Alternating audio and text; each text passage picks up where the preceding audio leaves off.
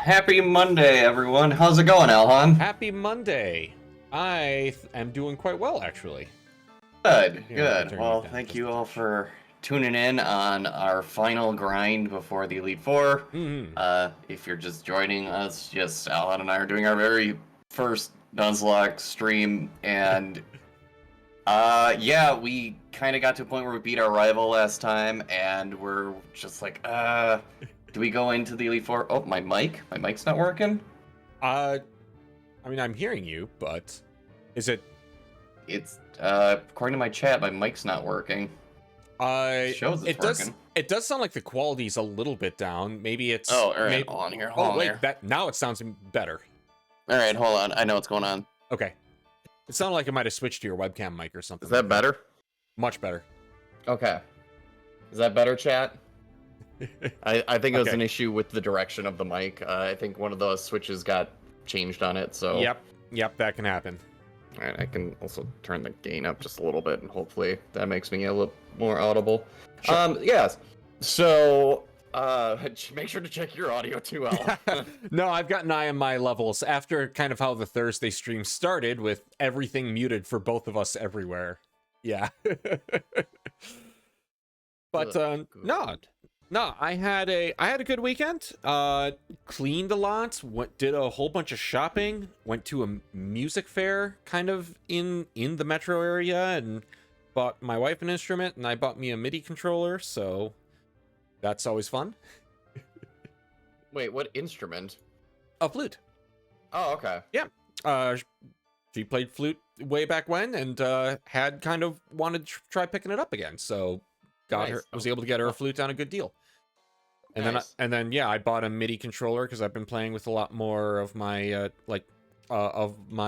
music production stuff, and something that's a lot smaller than the full 48 key keyboard that that takes up most of my desk otherwise. So Okay. Very cool. yeah. And then yeah, a lot of just errands and cleaning, and had to scrub the dishwasher, all that kind of fun stuff. Wait, did the dishwasher just get gross, or did something happen to it? No, it's just getting gross. It gets gross over time. Okay. So.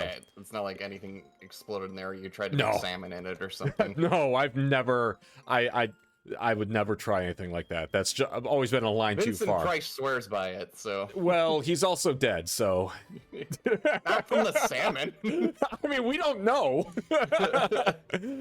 Just because they don't say it doesn't mean that wasn't the case.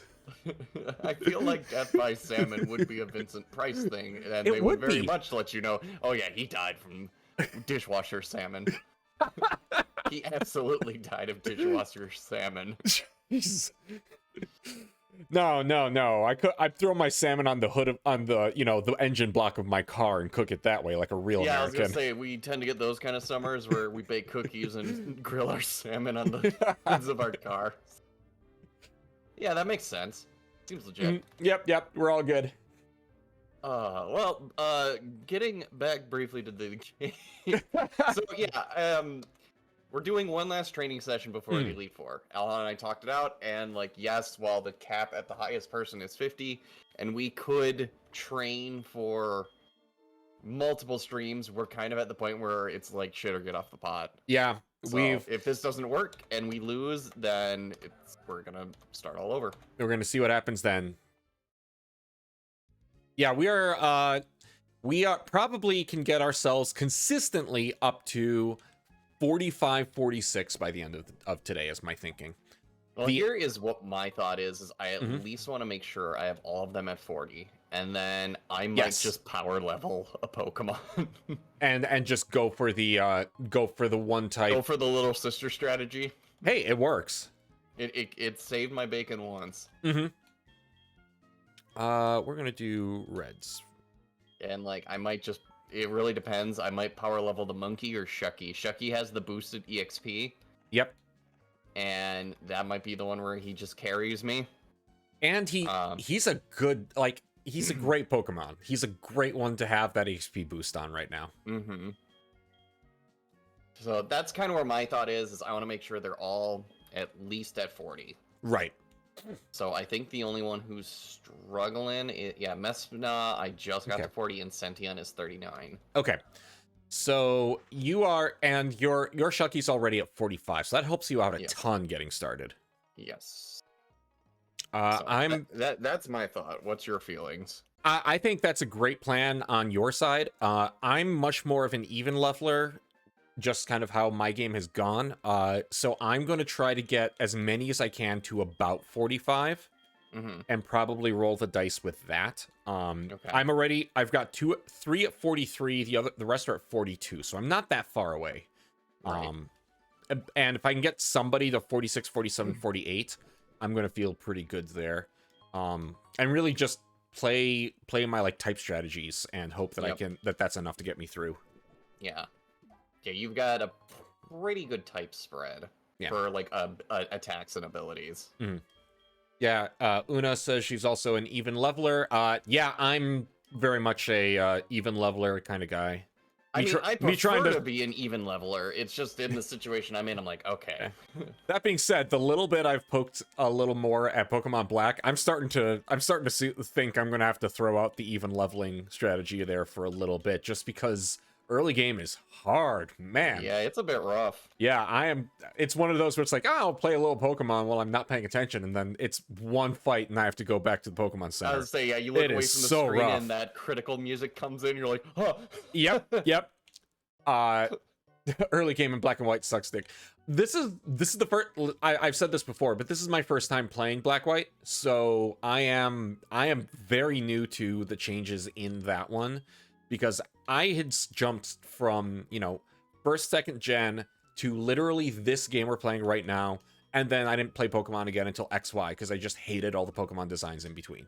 Like fifth and sixth, or was that fifth, most of fourth, sixth gen? None of them said anything to me. And then XY came, and I fell hard in love with XY, even though most people don't like it these days. I'm finding out, but Lemonade. Oh yeah. Definitely gonna be the sell everything I can and probably stock up on stat boosting items. Yep.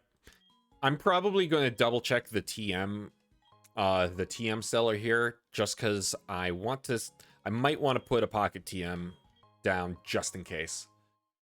I might do that too, because I think I can buy Thunderbolt. That would be useful. Which if you can get that. Could be useful, even if it's just Thunderbolt. Yep.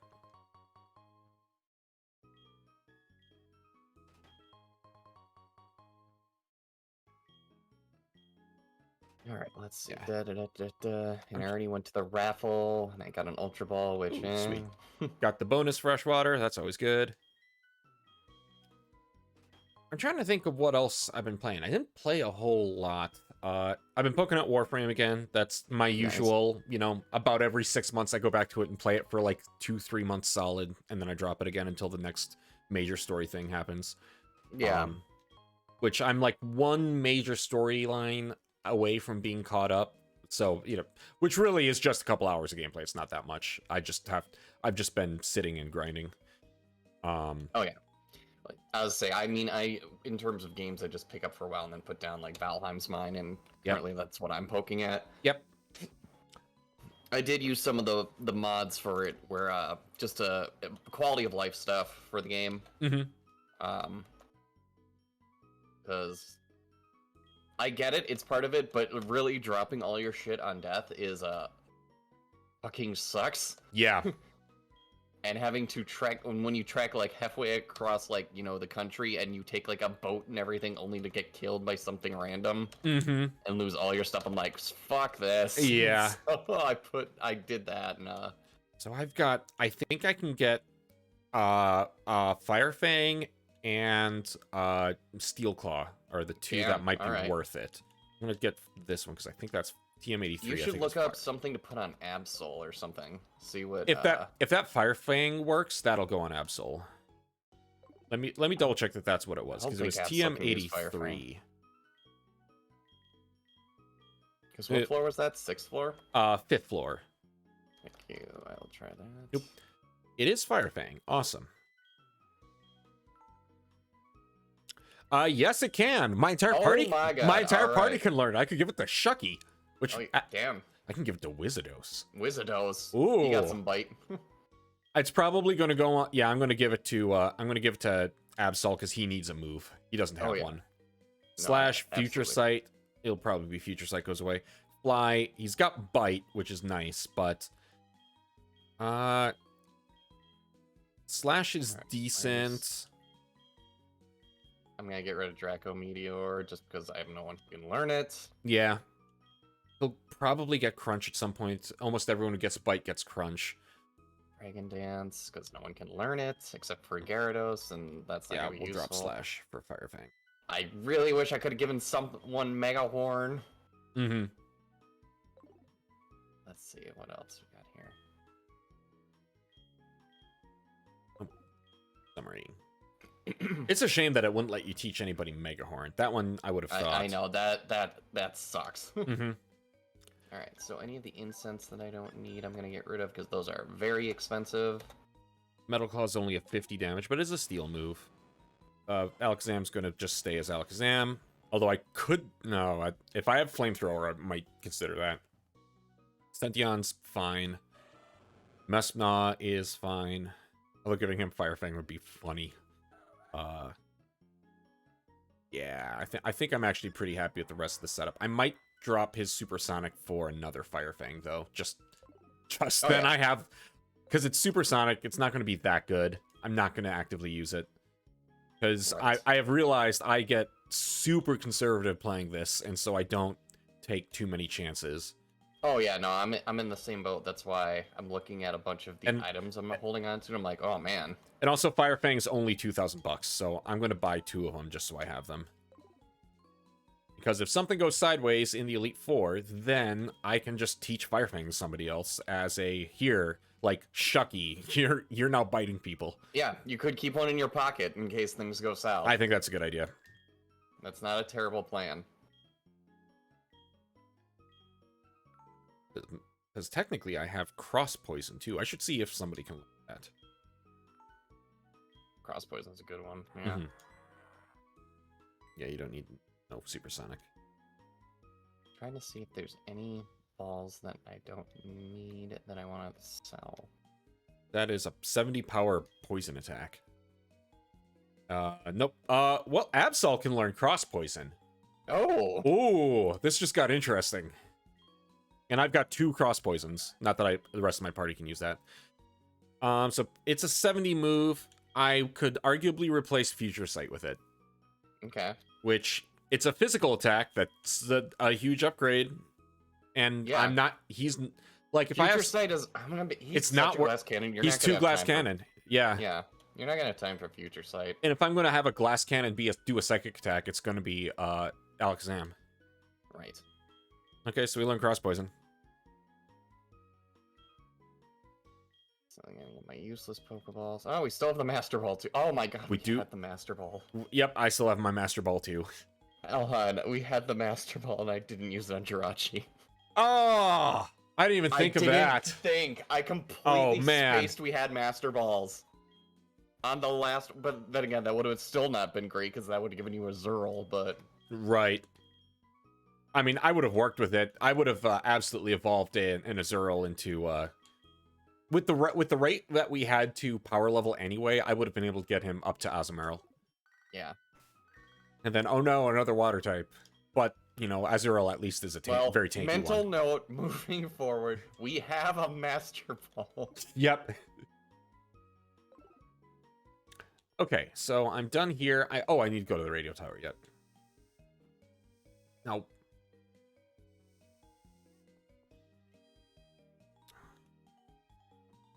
And there you go.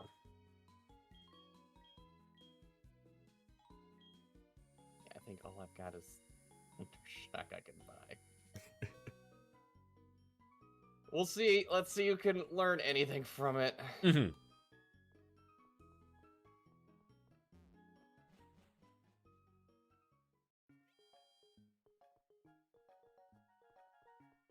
Hour for you. Let's go. Oh, damn. Okay.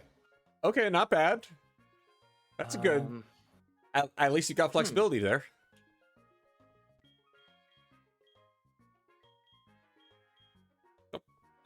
Not today. That's fine. Can the ferret learn low kick? No, he can! Hey, hey, The ferret can kick. Low kick is what, just a 40 or 50 Fighting. power?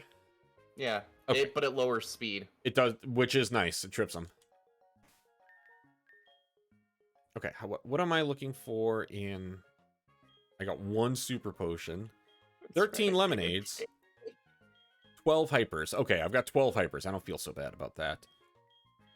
1 full restore, 2 sacred ashes. Not, well, that doesn't actually matter. 3 max potions, and then 5 waters. Okay, I got some time. All right, I want to teach. I got stuff to sell. To mess knob, but let's see. Special attack is 85. The monkey has better special attack. Oh my god. Wow.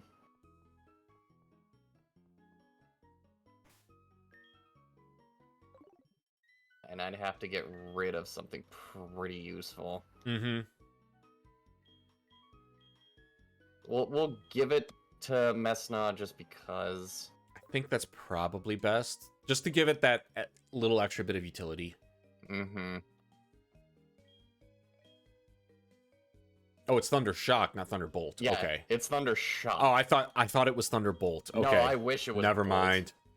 Oh, It's never Thunder mind. Shock, but it's one of those where it's like it's better than nothing. Like that's how I got the electric move on Poduk for the longest time.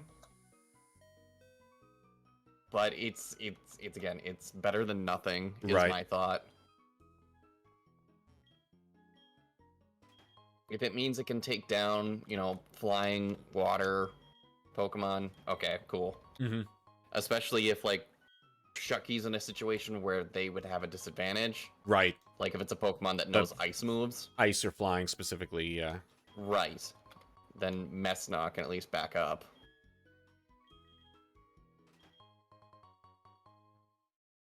Okay. I think I'm good here. Same. And then towards the end of stream, that's when I'm gonna go sell off anything else that I probably won't need and just go juice my Pokemon. Yep. All for one. Yep. Because let's see, what do I got for healing items? Let's make sure before we sell everything. 29 lemonades. Okay. I don't have that many. I did get a few full restores. Very good. I don't have nearly that many, but I'm not planning on doing my full, sell everything and buy every potion in the world until after. Not either, but, I at least want to sink some money into the perma-stat boosters. Sure. I would love to make Wizardos much faster. Mm-hmm.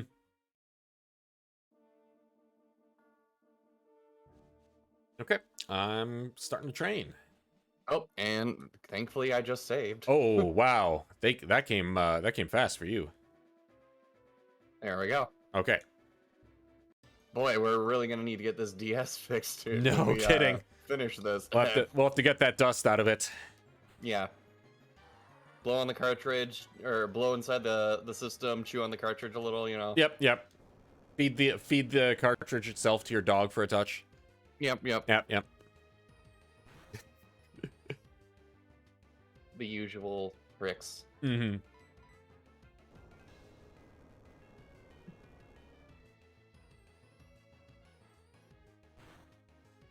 All right.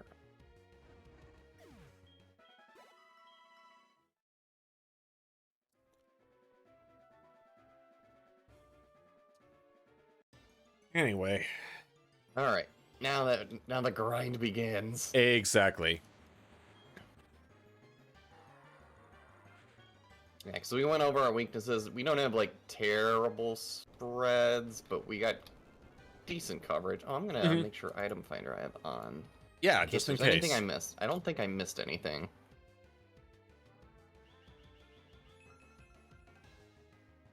Oh, that's right. I gave Messna cross punch, so this is gonna be great. Or poison punch. This will be good. Punch it. Punch just. Just down. Oh my god, he's dead. And poisoned.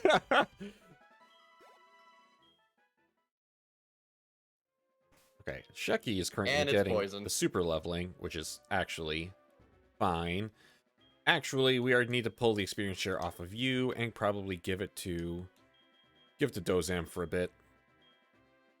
Yeah, because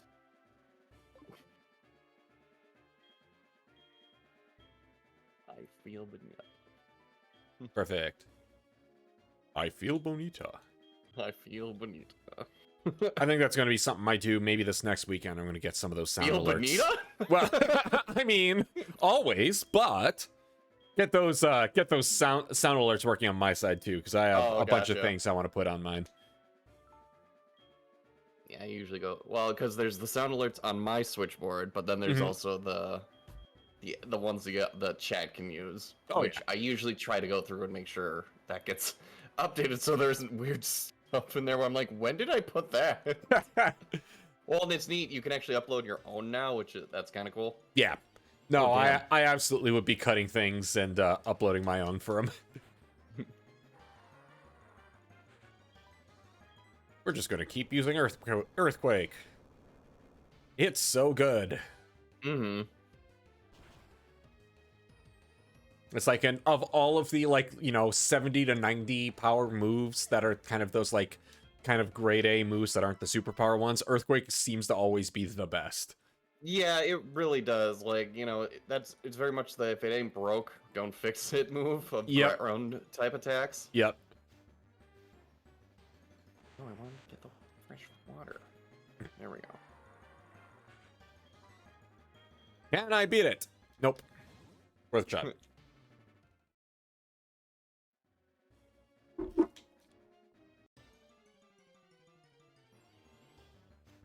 Okay. Hello, Finian. Where's Ferb? Oh,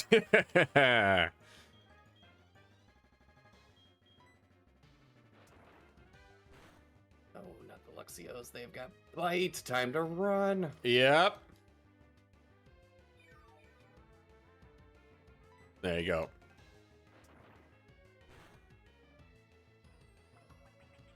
Yeah, it's back. No, if it was okay. Okay, we can you can work with Please don't Wheezing. Explode.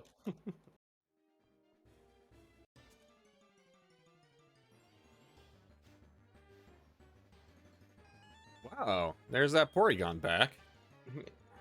It died and ascended into your game. Apparently. And it transferred through the Discord. That doesn't do much. So I was looking up to see if there was any new things to content warning. Did not find it, but I did find like a not a guide, but like something that shows off some of the monsters. Man, we barely scratched the surface in that game. Oh yeah. No, once you start getting really deep into it, there's some wild stuff that starts happening.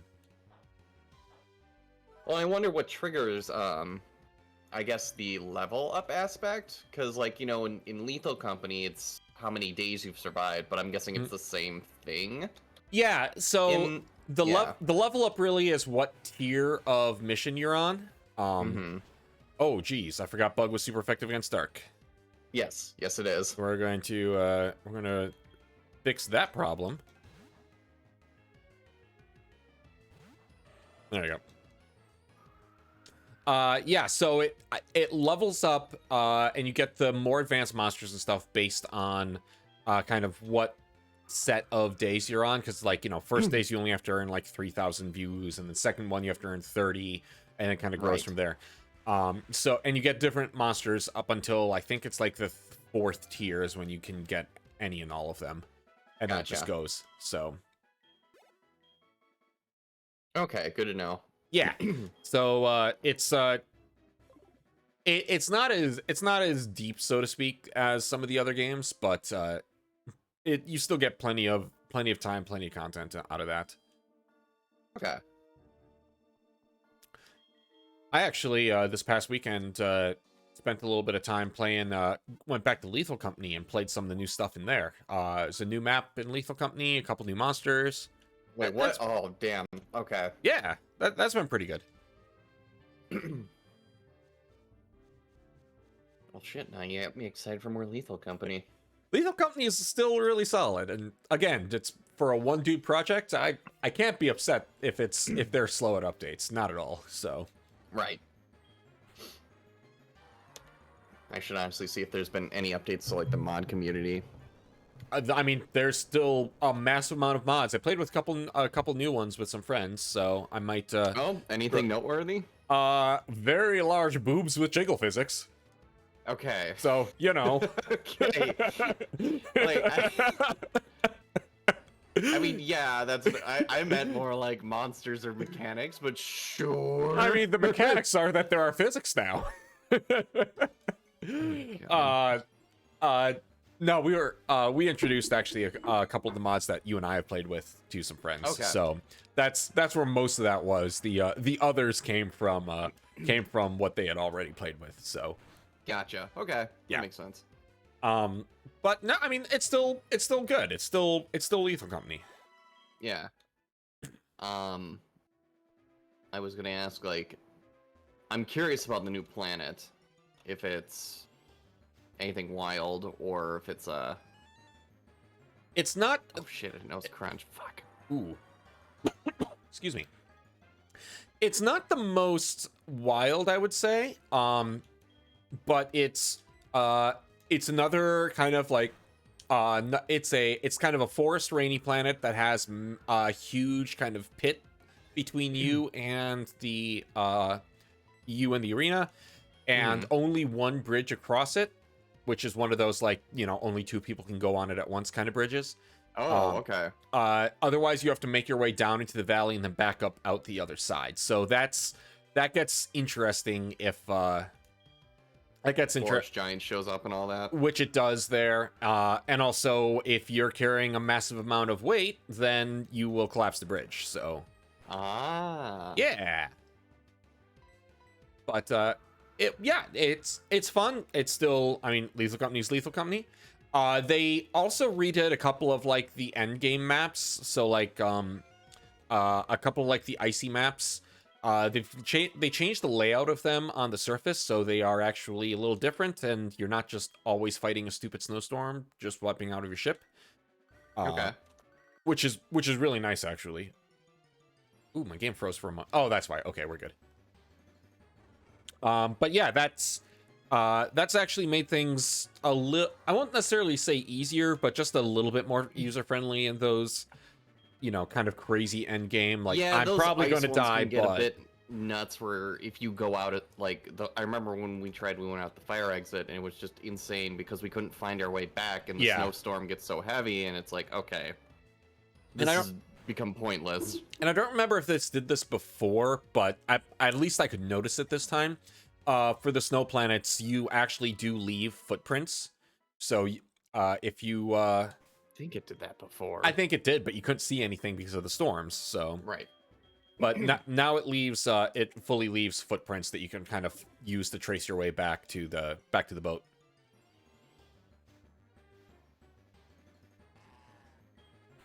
Can I do anything against a Cranidos as Abferno? No, I can't. No. Okay. You have like everything that you can't use against it. Good to know. And frankly, if I get Messna up to 35 by the end of this, that will also make me happy, because 35 or 45? I'm 45. Yeah, not 35. I'm like, wait a minute, what the what happened to Mess now? No, he's totally fine. If I can get him up to 45, or, you know, if he's my one that's going to be kind of power leveled, that's, I think, going to be the best move there. Yeah. There we go. To the Pokemon Center. Mm-hmm.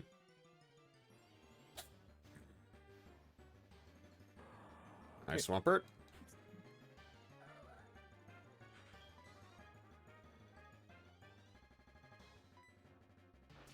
Oh, that was dumb.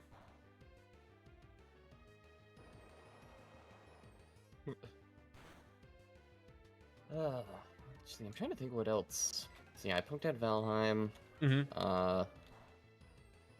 The near mobile game servers are going down, so tonight. Oh yeah. They're shutting that game down, so I'm like, we'll finish that. And I really didn't get to pay that much attention to it because it was a mobile game. Sure. And it's like you're on a deadline crunch.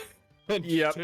Be like, okay, what's happening? Give me the big reveals. Let's go. Let's go. Let's go. Did How they... does this tie into the main story? Let's go. Yep. It's like Kingdom Hearts all over again. Did they do the mobile game thing where they at least like started giving everything away for free at the end of it?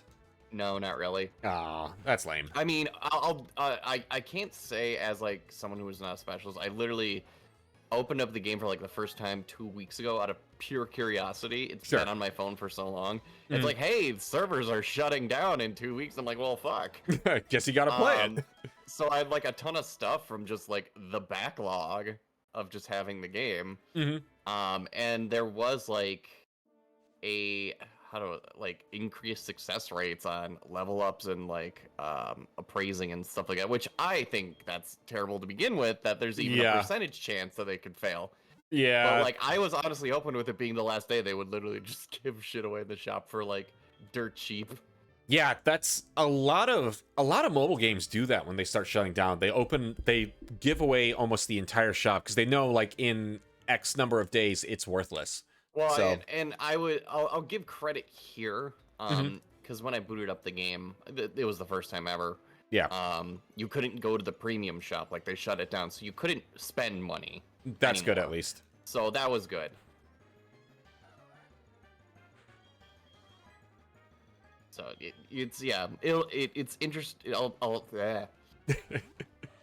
I'm curious to see if they're going to do anything to make it like a free port or something like that, but there really isn't much gameplay in it. Sure. It's a very, very automatic kind of game. Yeah, plays itself kind of thing. Yeah. So, but hey, played it. The designs of the characters are fucking fire in that game. And yeah, other than that, mostly been wanting to like dust off my PS4 and chew into that backlog. Man, we are so far into the next console generation, and so many people I know are like, yeah, no, I'm still playing like PS4 and like Xbox One era games just because we all hit that age at that time. Right. Well, and it's okay. Let's be perfectly honest. We're adults. If you have PC right now, there's nothing really amazing on any of the consoles. There's really aside from like Switch, but Switch has so many because of its portability aspect. Yeah, it's got so much going for it there. And while the Steam Deck and whatever the PlayStation version are catching up, but even I don't think you can still count on one hand the number of PS5 exclusive games that aren't also on PC at this point. And that's like I understand why the consoles are there. The people who get the consoles are the people who are not likely to get have a PC, or like I understand why that is. That being said, so many other like it makes sense that, you know, a generation and a half later you finally get the Uncharted games on PC, but at the time, like you had to get a PS3 well into the PS4's lifetime if you wanted to play like the Uncharted games. Or a PSP. Yeah. So because there was a PSP version. There was. I always forget about that one. So it's one of those things where it just doesn't make a ton of sense, the thinking right now, because PC is kind of walking away with this generation, and I'm not counting Switch because Switch is in that in that holding, like last year holding period that Nintendo always does. And you can tell they're last year of every Nintendo console, pretty much since the GameCube, is ports. Like, and we are well into the ports / remakes era of the Switch, which is great. Switch is incredible. It was especially for the time, it was a fantastic device. I'm really looking forward to Switch 2. That being said, outside of me wanting to pick up Mario Wonder at some point, I have no reason to pay for a Switch game until Switch 2 drops, which will be next spring. So a lot of the games I want to play on Switch that I want to still get are like third party. Like I still want to play Persona Tactica, Neon White, which I know like that, and both of those are PC also. So it's one of those like, do you want the Switch or do you want the PC? Yeah, I want to get them on my Switch. Fair. For reasons like I want to be able to play it on the go, and I don't have a Steam Deck and all that stuff. Sure, that makes sense. So, trying to... Yeah, there's nothing really like killer on PS5 where I'm like, oh, I have to have this, and I'm wondering because now, let's see, when did the PS5 come out? That was it 2020 or 2021? I want to say 21. 2021. So we're already like, Mods, can you look that one up for us? yeah. Well, we're either 2 or 3 years into it, and there really hasn't been like a killer game that's out yet that puts as they would say in movie terms, butts in seats. Yeah, there really hasn't been. Right. I know there's stuff coming out soonish, like the new Death Stranding game. But that's not. But that's. I mean, Death Stranding it's a niche. I'm not gonna say it's a niche game, but it's meant for a very specific audience. Yeah, it's not a system. It's not a system seller for the most part. People don't. It's not one of those games that people go out of their way to buy the console. Systems, but a very niche group of people. Right. I think that's more accurate. I think after how Death Stranding has been described to me by both critics and friends, it sounds like it's a, how do I put it? It's a torture you've been through, and you're just like, I'm part of this now. I still want to play it because I have a free copy of it on Epic from one of the times they've given it up. But it's one of those where I need to sit down and be like, I'm willing to play the most advanced walk. Yeah, I'm willing to play a walking simulator so I can see the Conan scene. Yeah. But like anyone who I've heard who's played it, they're like, yeah, you kind of just gotta go with it. Yeah, once you're in, you are in, and you're cool with that idea. I did look it up here. The PS5 dropped on November 19 of 2020. And we are still counting on one hand the amount of non-PC exclusives. And even if you count PC including exclusives, it's still not a large number.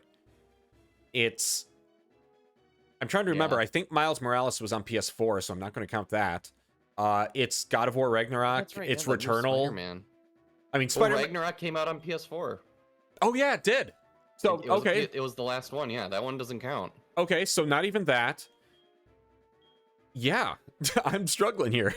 Well, because I'm looking at upcoming releases, and Stellar Blade was a recent one that just came out, but that's not going to move consoles. That's more, gets some good hype for physics. Yeah, that's gonna be for like the people who like Platinum Games. That's gonna be the Japanese style action games crew. You like Platinum Games, you like Devil May Cry. That's all that. Well, Tauruses have Pursuit, don't they?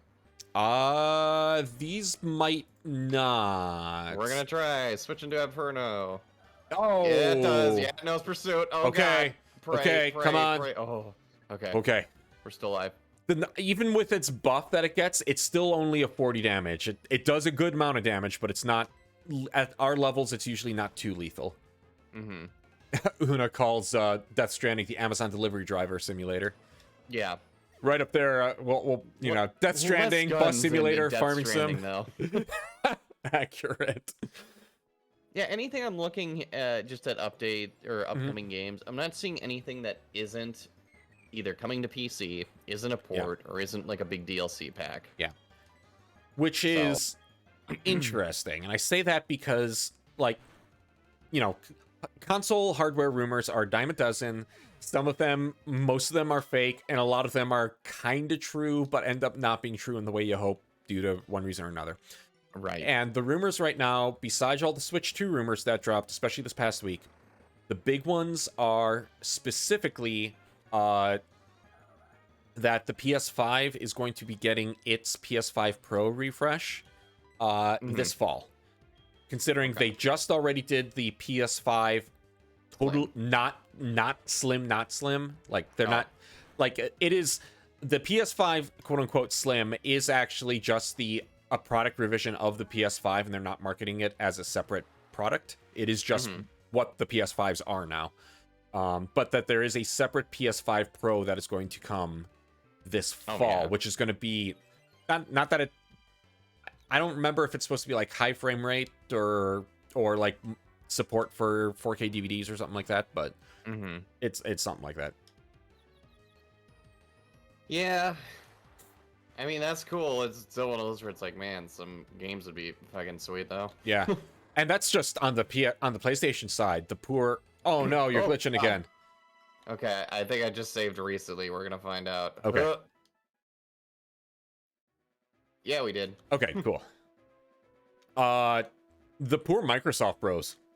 Like, they have nothing to hang their hat on right now. Oh yeah, no, Microsoft has just given up, and I feel like their console is just for people who can't afford a gaming PC, which is fair, and can't do online gaming, which is also fair.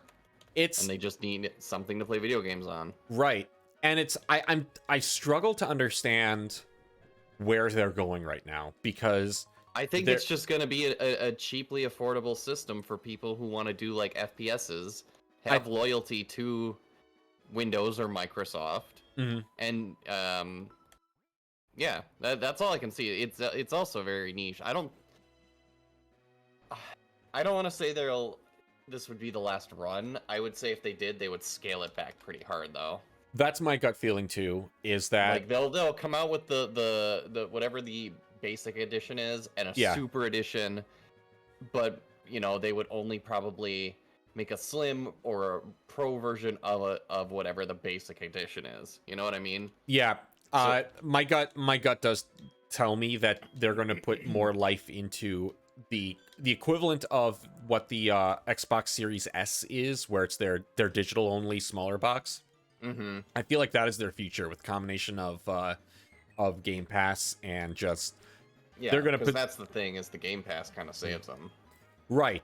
But it's also caused so many problems with some of their studios that it's like, how, I don't know, because their studios don't get sales that way, and they've had problems with that.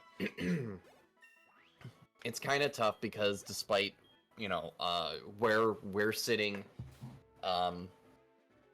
urbanization wise, you sometimes forget there are still people that, you know, are still still watching things on VHS. We'll put it that way. That's true. Like, not as a sense either of I'll never upgrade to Blu-ray and blah, the quality is terrible. It's this is all we've got kind of situation. Yeah, it's not. So yeah. So yeah, that's where that kind of falls in. And there will always be a need, at least for a while now. Yeah. Someone needing like a physical console that doesn't require you to plug into the internet. Yep. That's. I mean, that was the big deal for a while with the Xbox One. Was it had that internet requirement when it launched, and of all the things to kind of be the forefront on this, one of the biggest sets of complaints coming out of that was that troops in the Middle East, like American troops over there, wouldn't be able to play the Xbox One because they don't have an internet connection for basically safety reasons. So they could play offline Xbox 360s and play Halo, but they couldn't do any of that with the new one until that got removed. So, and even then, most of the Xbox Ones after that still had you have to set it up connected to the internet requirement before you could actually do anything with it. So, that's still going to exist, and kind of Nintendo's kind of always been that, like, we're going to come in with quality on a budget. You're not going to get the biggest, sharpest screen ever, but you're going to get what you need. You're going to get a game system. Like, you know, the best way to put it is, I'm just going to steal straight up words from Yahtzee Crocha, is go for it. Nintendo makes a game console. Everything else makes media systems. That's true. That is very true. So, you know what you're getting when you buy a Nintendo product. You're getting something to play games. Yeah, I'm not getting this to watch YouTube, except for the people who I'm not had getting this PlayStation who had be my backup Blu-ray player. Yeah, which is what, like, we've had a PS4. It was a wedding gift from my brother, and so we've had a PS4 for a lot of years now. But the amount of games I played on that PS4 versus how often we used it to watch YouTube or DVDs is insane. Like, we do not have a huge PS4 library. Not because it was awful, like, it was fine. We had no issues against it, but it was just what do you have to play? And we are, I mean, my wife and I are PC gamers kind of by nature, but yeah. Or Nintendo handheld kind Yeah. of. Yeah. I mean, that's been the joke for since like the Wii U era, was that if you want to be able to play everything more or less, you have a half decent gaming PC and you get your Nintendo console, and Yeah. those two things kind of carry you. It's true. Mhm. So it'll be curious to see moving forward. Yeah. What the two major consoles. There will always be something for Sony. Oh yeah. Just because they're the only alternative option. I mean, I would say Sony, I think, is going to continue to be the we are going to push the limit on console in terms of power. Like, yes. I think Sony has their niche doing that, and I think they are very happy to do that. Oh yeah, and they've very much got their bread and butter games, which while they still a lot of them do come to PC, I think there are people that are just more willing to play it on a system. Yeah, you're given again the situation of not everyone can afford it. Yeah. And that's where all of your, I buy 2 games a year and it's Madden and Call of Duty. Like all of the more casual people like that are going to stick with what their friends have, and it was pretty clear the PS5 was going to be what people got. Right. I wonder if that's part of the reason why Microsoft is also kind of staying in the game, is because if they give that up, then Sony's just going to dominate that market. Like there will be no competitor at all. Which while I think Microsoft is very much going to lean in the direction of their Game Pass. Yeah, sorry, I was kind of thinking of how I want to do this. I think they're going to lean in the direction of Game Pass, but they're also going to have that one machine that is going to be like, they're going to try to cut a deal with Nvidia to get an actual like Nvidia card with RTX card in there. And if anybody is going to try to make DLSS on a console, it's going to be either Microsoft because they are PCs, like it's straight up, those are just gamer PCs, or it's going to be Nintendo because they have been working with Nvidia for a while with the mobile chips. Yeah, and I wouldn't be surprised if it's Nintendo beats them to it, but we'll see. Yeah, I'm not gonna say like video game consoles are dead. That's just kind of no, not at all. Not even close to true. No. But I will say the PS4 was probably the end of the era of not at-home console, but of the final little renaissance. Because yeah, we're definitely in a shift of like with the introduction of the media or digital only systems. Yes, we're definitely at a point of where systems are probably going to start shifting to being more streaming, which is true. But now we're also in a bit of a consumer renaissance. Of course, as Best Buy and Target and stuff are getting rid of their physical media sites, consumers have started hard rebelling against that and realized, wait a minute, you keep taking things off services. Streaming services have gotten, like, the reason we got out of holding physical media is because the streaming services became convenient. They're no longer convenient. They are taking things in and out of libraries. You're seeing, like, Sony and the Funimation debacle last month, where people who had paid for Funimation items just completely lost their libraries. Or you're seeing Warner Brothers that are just completely erasing things from their library and are now technically lost media. Yep. Same thing with Disney. The Willow TV series is gone. And on top of that, then you also have situations where people are editing streaming things after they've already been posted. Yes, that's right. So content's being erased. Content's being erased or edited. I mean, admittedly, most of it is for flaws or other things like that. But like, we're getting to a point where we're patching TV shows, and that's not cool. Yeah. And we are going to see, and we're starting already to see, that people are, rejecting the digital age and going back to owning physical media because they know they will have it then. Yes. So. Yep, absolutely, and I am very okay with the physical media era.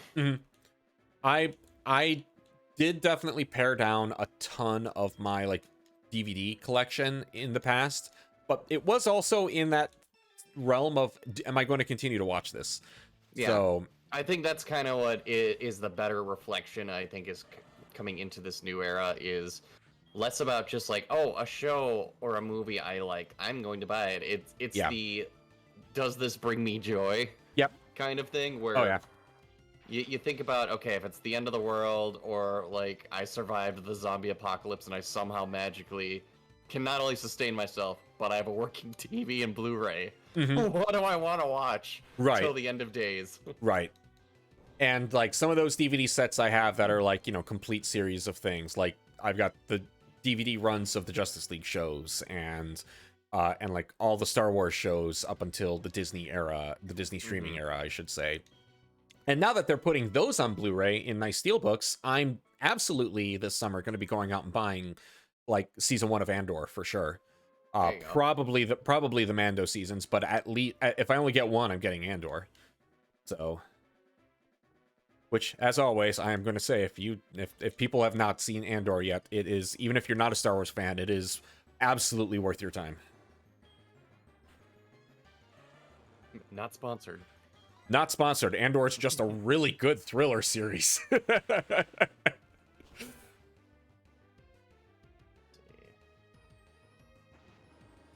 Yeah, I've absolutely been picking up some shows that I like. Well, like you were talking about the streaming service. Great example is recently Netflix added Brooklyn Nine-Nine to it, which I fucking love that show. Yeah, Brooklyn Nine-Nine's great. But they only added half of the series. Really? So you can only watch the first 4 seasons. It's what the fuck? I'd assume NBC's holding the back half hostage for their Peacock service. Yeah. Probably. And that's it, where it's just like, that's stupid. Also, like, Netflix now does a thing too where they have like a tier server where like there's certain movies I can't watch on my Netflix because I have the basic account. Really? I didn't know they were doing that now. Yes, so Beyond the Spider-Verse and Bullet Train are 2 movies I found that are already behind a special paywall. Huh. Which Netflix is one of the most expensive of the services already. I know, that's crazy. It's fucking bullshit. Yeah. I didn't know that they went to an actual paywall system now. That is dumb. I'm kind of ass. I'm really actually upset with that. So, yeah, that's kind of all the more reason why it's nice that there are people being like, to buying physical media and not putting up with this shit.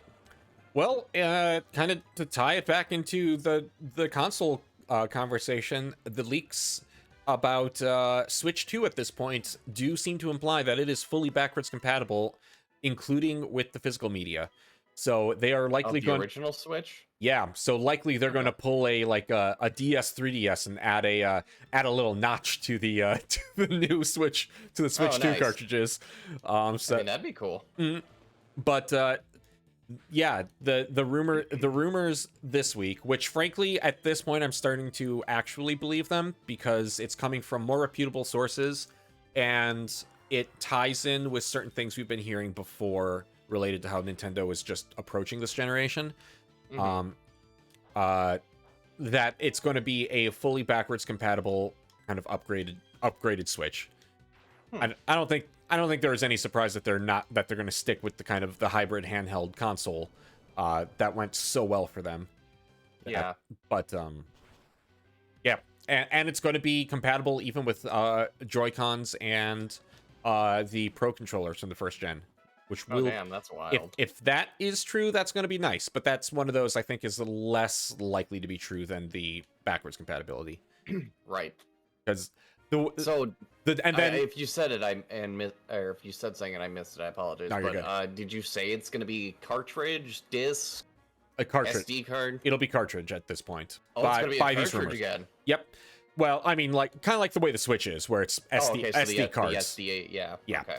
Because at this point, like, we've gone from full cartridges, then CDs were cheaper, now SD cards are cheaper. Like, we've kind of gone so full circle on that. Can SD cards hold more memory than a Blu-ray? I think they can, right? You can technically get more memory on, like, the double and quad layer Blu-ray discs and like, the 8K discs. You can technically get more on, but that also then comes with disc loading times. How dare you call me a moron just because I didn't know that? I didn't call you a moron. You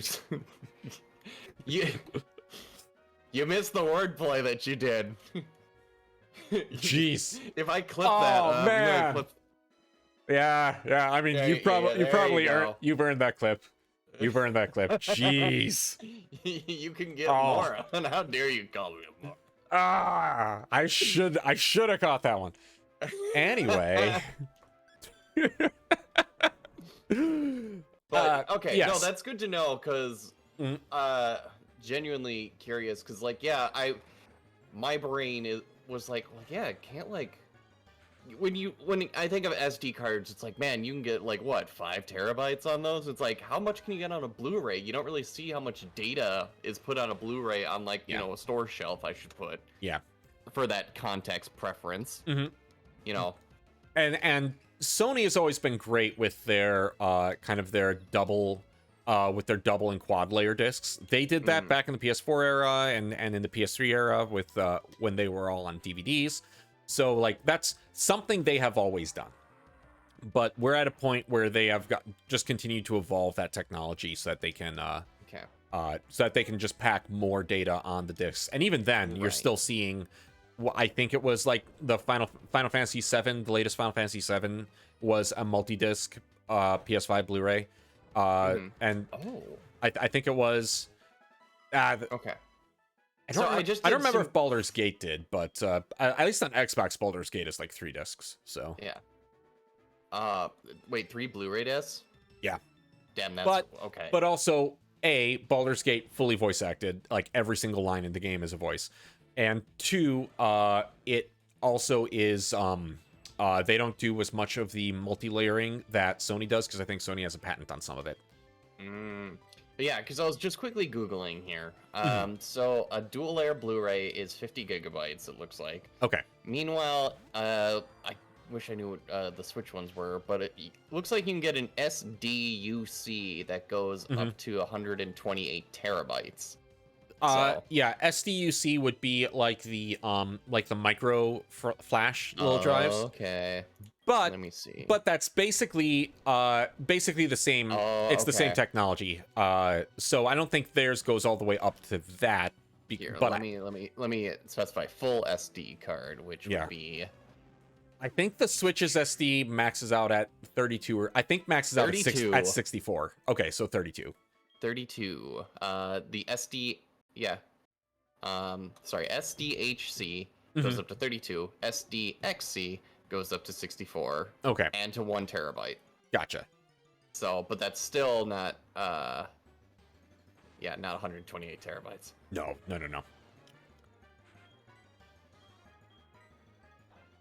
Yeah, so like the other Switch 2 rumors came out is that the Switch 2's Joy-Cons specifically are going to actually attach magnetically to the main base. To your thumbs.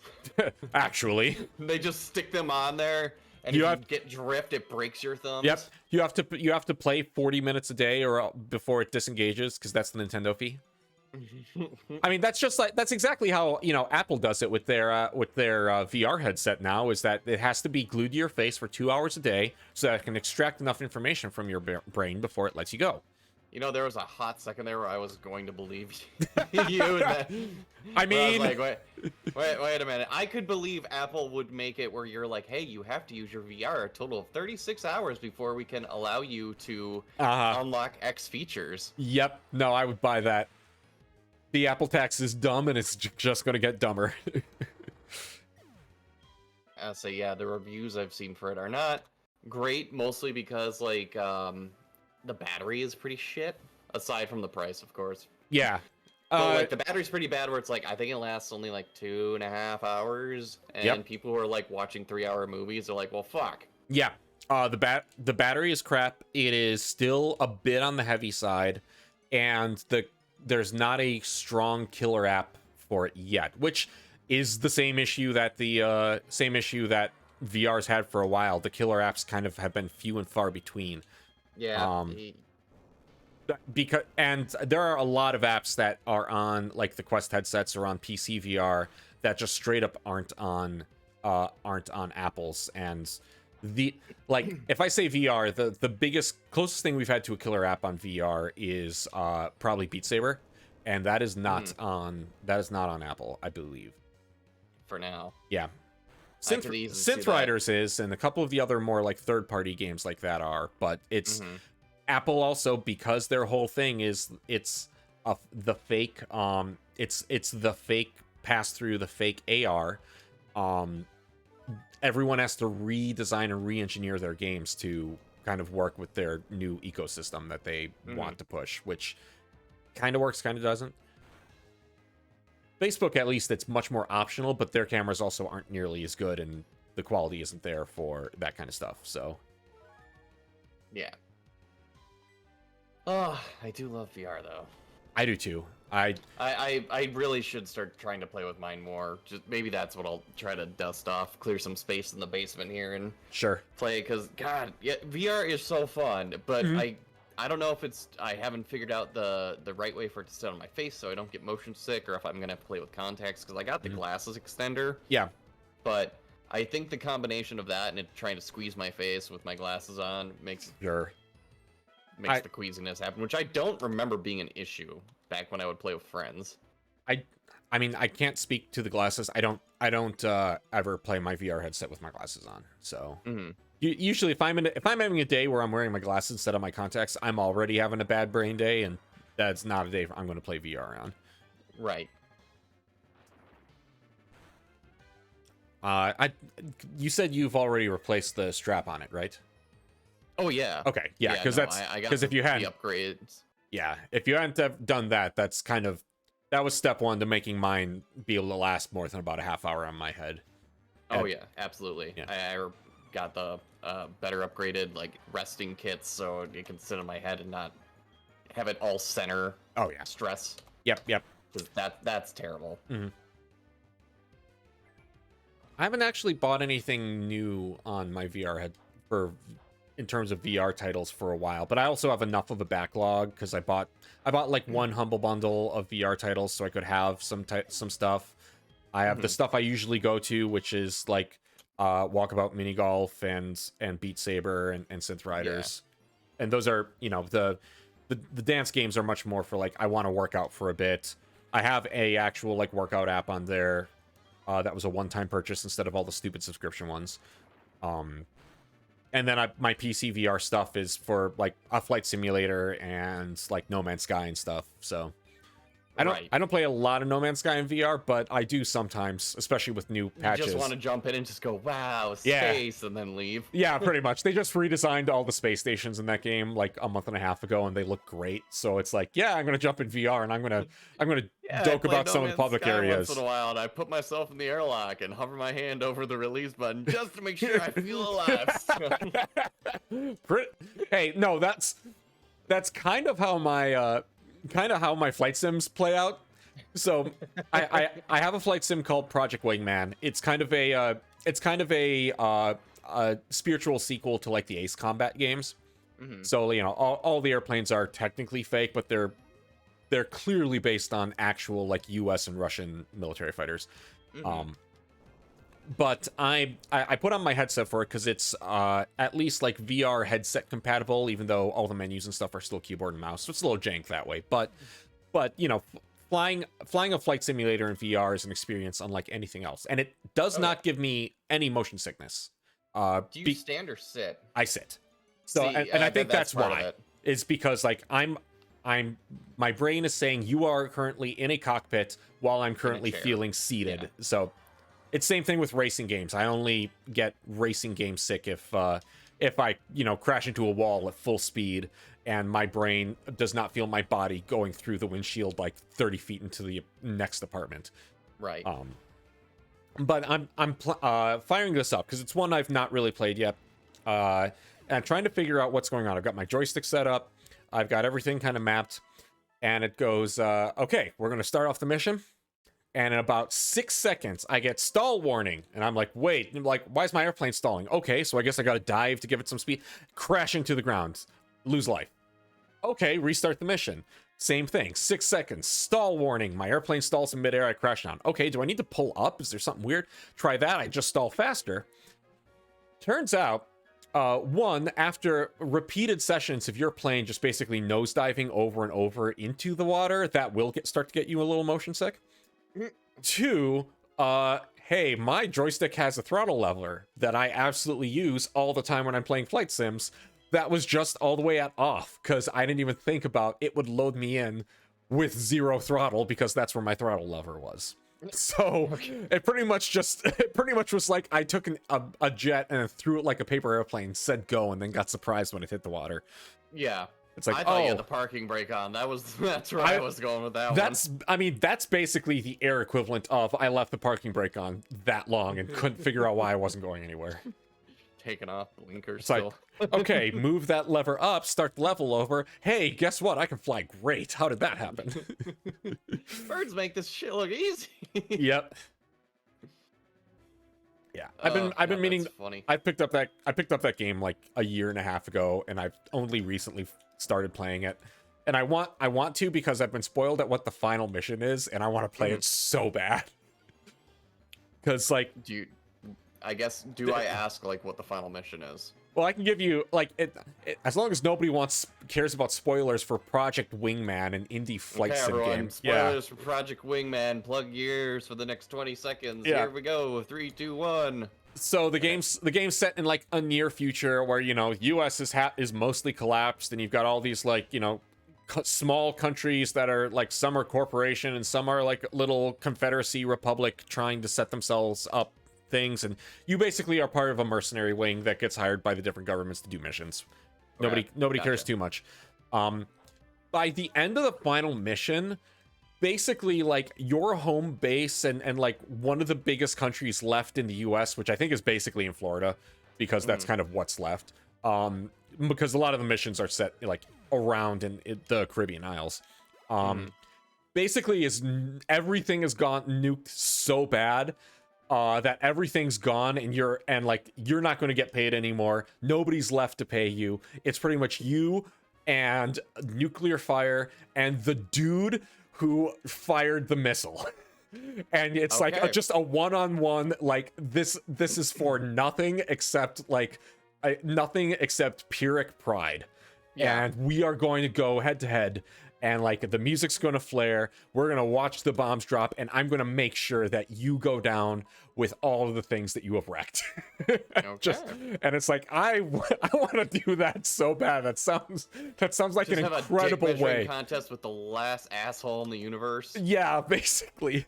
Because like I've played a little bit of Ace Combat stuff, and they are great if you like arcadey flight sims that are very much in the Japan's take on Top Gun, if I can explain a game franchise as that.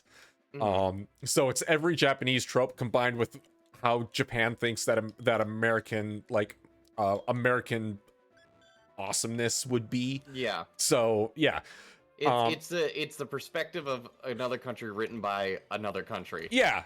So it's the same thing where it's like you get kind of crazy jets, crazy like dogfights happening, where your entire squad is like bolstered by the power of friendship, and the final mission is always, you know, anime ending. I'm a big anime ending. I'm here fighting off this last army that's about to crush us, and then no, all my friends showed up, and all their friends showed up, and 3 neighboring countries showed up, and we're just gonna go all out. It's, you know, anime ending. Yeah. And that's kind of the power of love kicks in. Yeah, the power of love kicks in while you're flying jets and dogfights and firing missiles everywhere. So it's basically that, but also the exact opposite of like everything sucks and we've ruined it all, but I'm gonna make sure that you don't live, motherfucker. That you who did this don't get a chance to finish it. Yep. Okay, that's pretty dope. Yeah. So I'm looking forward to that. Okay. It's also kept me from paying, you know, continued to keep me from the temptation of paying the 40 some odd bucks to get Microsoft Flight Simulator, which gets harder every time I see it on sale because they keep adding weird free stuff. Like they added an entire balloon cards. Try an entire map that's just the ornithopters from Dune, like the Dragonfly like airplanes. Huh. Yeah, and it's just one of those like, why? I get cross promotion money, blah blah blah, but also like Microsoft Flight Sim is where you're learning how to fly 747s for fun and profit. Like, Yeah. this is not the the Yahoo. I'm gonna fly an F-16 and just fire missiles into the center of every city I can find kind of simulator. This is the my game intentionally crashes if you attempt to reenact 9/11 kind of game. No, that's actually it accidentally crashes. Yeah, no, that's actually a problem. Is people would play the older versions of Flight Sim and then put stuff up on YouTube. Okay, where am I at here? So I'm at 43. Alakazam's at 45, and I'm probably just going to keep power leveling him. So Yeah, I'm kind of through that too, where I got everything at least to level 40. Okay. And now it's trying to get Shucky power leveled here. Sure. And just putting my eggs in that basket. Because what's he up to at this point? 45. Okay, cool. He really hasn't gotten much love in this one Sure. yet. I just got him switched in. Ooh. But like I'm hoping I can start running into some things that he can fight. He should be able to fight some things here. Sure. God damn. That Mamoswines. There we go. Perfect.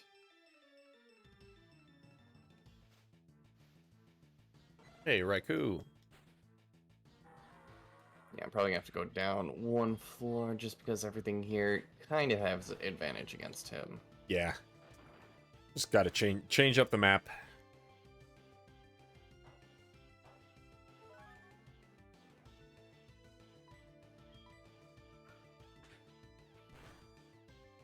Go and Earthquake.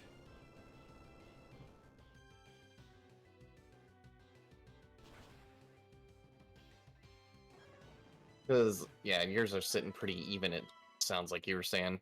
Mm-hmm. Yeah, so I am 43 across the my board God, yeah. Okay. with a 44 and a 45, so... How the heck are you getting so expediently high? I feel like there's something I'm not doing. I mean, I'm going back and forth because, like, if I train at the opening of Victory Road, there are better Pokemon in general there because the Raikou is here, the Sharpedos are here. The problem is, Gotcha. I then have to train against the Raikou and those stupid Sharpedos. So, Yes.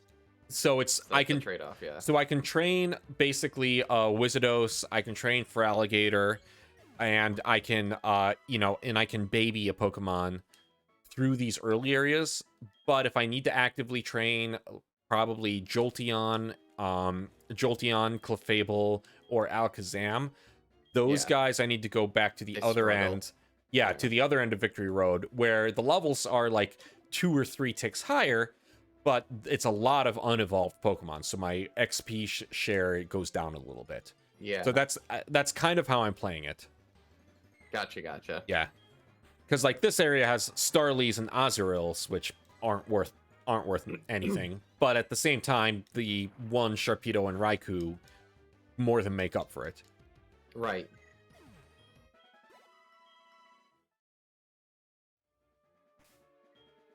Which actually, you're at 44, so we're gonna try Abferno for a little bit. You are close.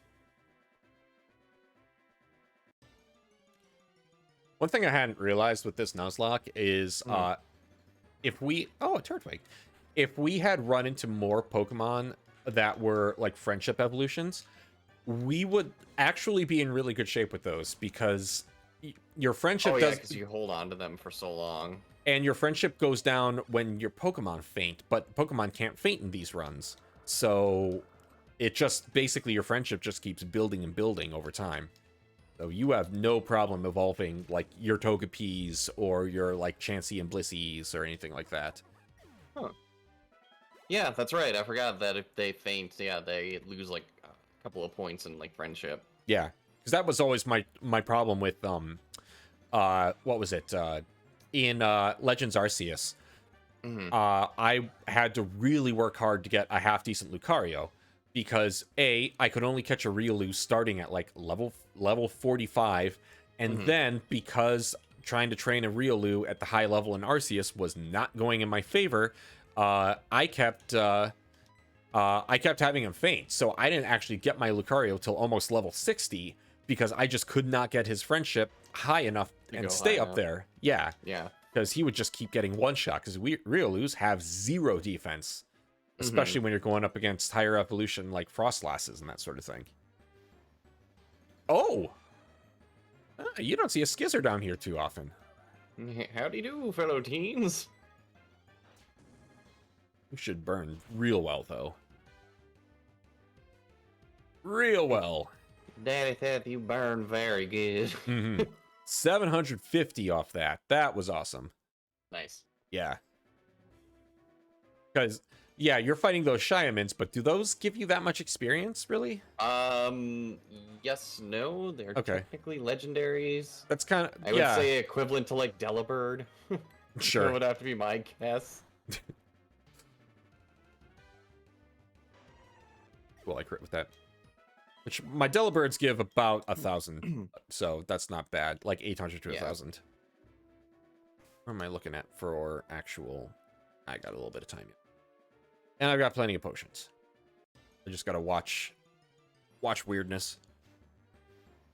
That's the weirdness. Sharks. Yeah. Yep. I was saying, yeah, there's the weirdness. Because I can cross poison, but Sharpedos have rough skin, so, you know, I can't hit them with physical. Yeah. And that rough skin does a ton of damage.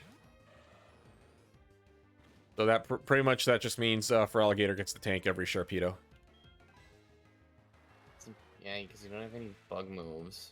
Not really. And your Jolteon, how's that done against them? Does he have electric move yet, or he's got? I mean, yeah, he's got Thunderfang, but it's that's still right, but that's a physical. Dang. Yeah, that's the catch. And Jolteon is still kind of on the squishy side, so it's safer this way.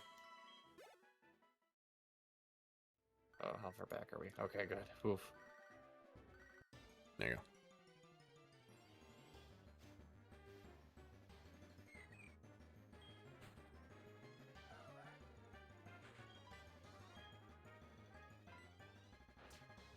Boy, I'm getting Corrupt Game City tonight. It's been a rough one, yeah. Your DS does not like this area. I know. I really got to have that hamster that's powering my Russian DS run faster. There we go.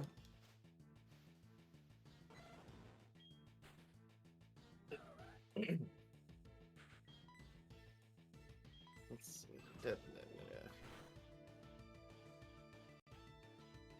Oh, I saw you've been poking at Baldur's Gate 3 a little bit too. Have you been able to finish that yet, or not quite? Not quite, but I am in Act 3. I've made a decent amount of progress in it. I actually think I kind of burned out a little bit in Act 3 just because it's so big and there's so many. It's super dense and there's so many places to go in it that I've only kind of recently been poking at it again. Anytime, yeah, I've dusted off Baldur's Gate 3 in the past few months to be like, oh, I should try to finish my second run in Act, because my second run through. Yeah. In Act 3, and I think about all of the quests that I have left. Yeah. Like, and again, I don't have to do them. No, but and like I'm a story completionist. Yeah.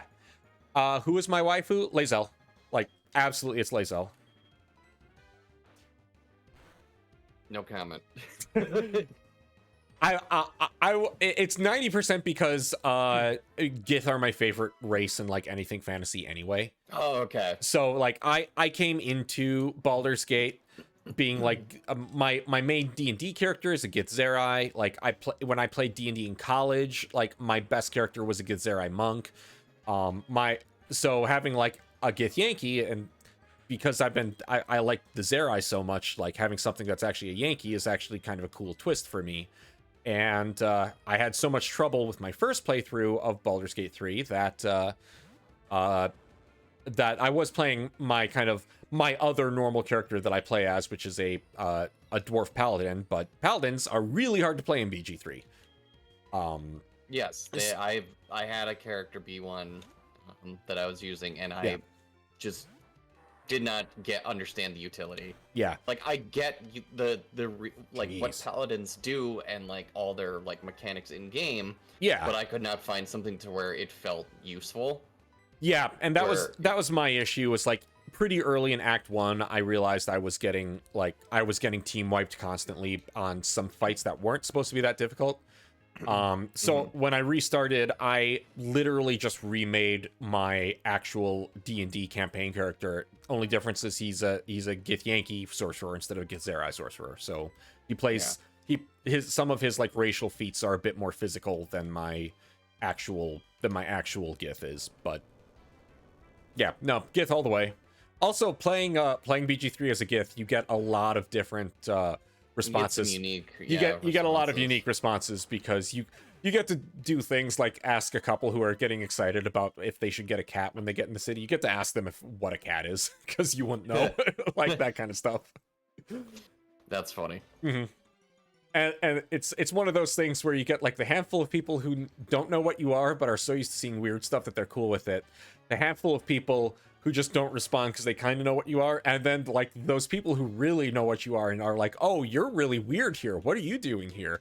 And it's always fun. I kind of wish the Dragonborn got that a bit more. They get that a little bit, but I really feel like with their lore in the BG universe, they should have gotten a little more of that. Yeah, like Dragonborn are they're not like unknown, but they're not common in Faerun. But yeah, that would have been really cool to see them get a little bit more. Like you get responses for like if you're a Dragonborn and you talk to another Dragonborn, they'll be like, "Oh, funny to see another one of us around here." Yeah, because you don't see really any Dragonborn NPCs until you're in the city. Yeah. So yeah, it was because that was my shock because that's what I played as Dragonborn in the game. That when I got to the city, I'm like, oh my god, it's another one of me. Yeah. No, they are around. No, it's the same. I mean, there's a lot of the same way with playing a Gith because like you run into this couple of Gith NPCs and stuff, but you get a lot of unique stuff when you explore like the Githyanki camp at the end of Act 1. The one that's like up in the monastery. Yep. Because you can actually talk your way through most of that simply on the back of I'm not only am I a Gith, but I'm more intimidating of one than you are. Even when you're not, well, I'm playing a sorcerer, so he's all charisma based anyway, so I can intimidate most things. But yeah, you can kind of talk your way through most of that until you get to the end when the Gith Queen decides that you need to die anyway. Yeah. So and at that point, then it's like, well, you told me all your secrets and you gave me all your stuff, so now I get to use it right against you. Yeah. Admittedly, that conversation with the Gith Queen there, I'm not a big fan of it because it's one of the few times where like a dialogue can get you just killed. Yeah. And it's like, man, that kind of sucks. Yeah. Like I know you can't just like fight her right away and like completely derail, but they could have done something. Mm-hmm. I could get Sucker Punch. No, Sucker Punch isn't worth it. I need the consistency of yeah, bite. because Sucker Punch you have to. It fails. If it's not a physical attack, ew, yeah. It's kind. It's a nice power, but if they're not going to attack me and they're going to do a growl or some other thing. I mean, that's kind of the risk you take with it. That's why the power of it's so good. However, the PP is what I saw in that one. Where I'm like, it's only 5. That's your call. So I would need to use it with bite, and I don't want to sacrifice any of those other moves. So right. Goodbye. So. But yes, waifu is Lae'zel. She is great. No comment as much as you want, but my second playthrough will probably be either Karlach or Shadowheart. So yeah, I like being bench pressed, so it was Karlach or Halson. That tracks. that both tracks for both. Tracks for both. Tracks for both. Yep. But in my second run through, I was gonna be like, all right, this time I'm not gonna romance Karlach again, just out of the blue. Like, she was like the last party member I picked up. She is immediately the first one that hits on me. I'm like, all right, we're gonna go down this road again. You got me, bitch. Yep. Una says, you got to me before anyone else did, and I'm just that much of a pushover. Yep. Una says, I love all the BG3 characters except for one, but I'm the odd one out on that. I am really curious because I was going to make a joke about it being Minsk, but I'm really curious about which one you don't like. Dozam can learn Trick. What is Trick? I like all of them. I'm trying to think if there was one that. Oh, that's stupid. No, we're not doing Trick. We're not gonna do that. I know. Well, okay. I mean, it depends because, like, I don't know if Minthara counts. no, it's Minthara. I think she means Asterion, but like Asterion fair. grew on me very fast. Like I never had any attraction to them, but it's just like, you're gay bestie. You're gonna be the sassy one. Yep. I love Asterion. He's gay bestie around. He's permanent in my party, but I also can't get him to like me. So it's not, I wasn't going to romance him anyway. He's just perpetually in the, I'm ambivalent towards you because I'm too nice. Yeah. I mean, I would occasionally say sassy shit back to them. So like, that's where I got the girl. Yeah, that makes sense. Triggered because of friends. Gaslight Gatekeeper. That's fair. That's true. That's fair. True. Yeah, if you know real people that are like that, and they exist, yep, that can basically be like, this is my nightmare. Yep.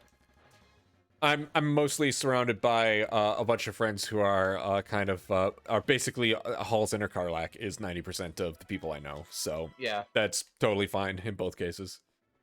I'm the one person who prefers Lae'zel, and like I said, I've got it's Gith. I'm gonna enjoy the Gith. So yeah. I was gonna say, one that almost like got me in was Shadowheart, but like anytime I'd start to warm up there, she'd say just something completely just let's not sugarcoat it, bitchy. Yep. Just like, really? Yep. We were just starting to get along, and all I said was just like, soup's a little cold, and you just tore my throat.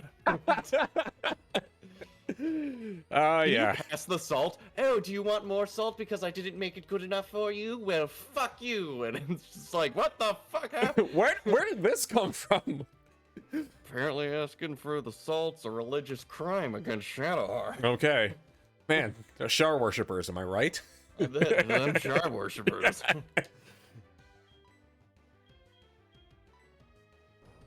Yeah, so that was she was like the second one where I'm like, oh, you could be, and then just total Oscar pull, and it's just like, all right, fuck you. We're done. Meanwhile, Karlach is warmed by everything that I do. Yep. It says shit like swoon when you kiss her. Karlach is there to make everybody feel good. She gets along with everyone. She likes the dog. She gets excited for the dog. It's just like, this is perfect. Yep. Nope. This is it. This is what we want. The Githyanki, like I understand your reasoning, but at the same time, Lae'zel is too mean to me. She's so cold for enough of the game. She's very mean. She's just mean. Yeah, no, she's just mean. And not like evil or a bitch. She's just mean. Like, she would pop up, like, she would blow a piece of gum and stick it in your hair and just call you a crush along and just leave. Like, it's just like, you bitch. Yep. I gotta cut this out now. Yeah, playing as the Gith kind of gets you through about half of that. But then you also get the other side of it, of her going like, where did you grow up that you ended up nice? Like, you're not being a... You're not supposed to be nice. You're not supposed to be nice. And then it turns out that... And then you basically prove very quickly that, like, hey, my getting nice is getting me places and you're gonna shut up. And she's like, oh, okay. The Githyanki... The traditional Githyanki greeting is the wet willy. No, it's the handshake, and it's gonna be the handshake. If you want to actually get anywhere, fine. The only time I give a handshake is if there is a joy butter inside of it. Now sit on this chair so the whoopee cushion goes off. I demand that you fart and make me laugh. You know, I've got a better idea for it. Why don't you put that on Shadowheart's chair, and then we'll both laugh. I did. She did not deny it. She owned up to it and said it was Shaw's will. Oh no, this is the best. This is the best AU yet. This is great. Yeah. I have a new headcanon now that Lae'zel is just a big old fucking playground bully. Yep. And not even a good one. Like, the moment a real bully shows up, Lae'zel is just shivering in the corner. Shadowheart is basically me, though. Not really. Well, okay, I see what you're getting at. But for the sake of my life, I will not say anything else.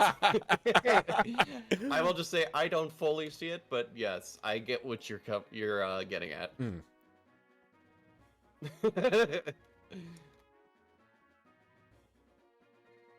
Good to know that Una also secretly is a worshiper of a dark god who wants to destroy all light and happiness in the world. We do have a cat. I mean that, yeah, no, he absolutely is Shar.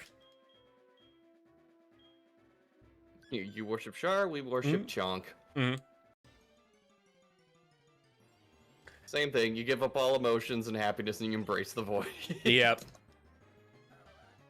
Now, I did find on Etsy, because I've gotten to the point where I don't cosplay enough to put this level of effort in, but I did find on Etsy somebody who has made a pattern for the Dark Urge / Sorcerer robe. Ooh. So I'm probably picking that up. You're gonna have to send me that, because I might have to do that too, because I ran the Sorcerer robe for a very long time in my campaign. Because I did too, just as part of, I'm just playing a sorcerer, because I far prefer sorcerers to wizards. But I will send. Being a sorcerer. It's kind of a pricey pattern, so I haven't picked it up yet.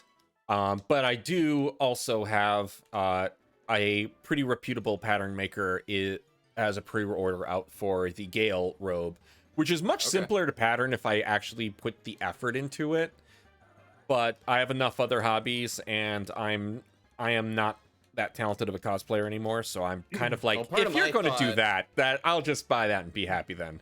Well, part of my thought is the pattern would be nice, even if it's not for a BG, and just have something to finally wear to Renfest. Yes. That's my thought is I don't really have anything for when we've gone to Renfest. Yeah. And look, I'm gonna call a spade a spade. Unfortunately, there aren't just a lot of cool guy there really Renfest aren't medieval clothes just romping about. Well, I say this in comparison because I see a lot of my female friends make these really cute things that they just were able to thrift from Amazon. No, I None gotcha. of that shit exists for guys. Yeah.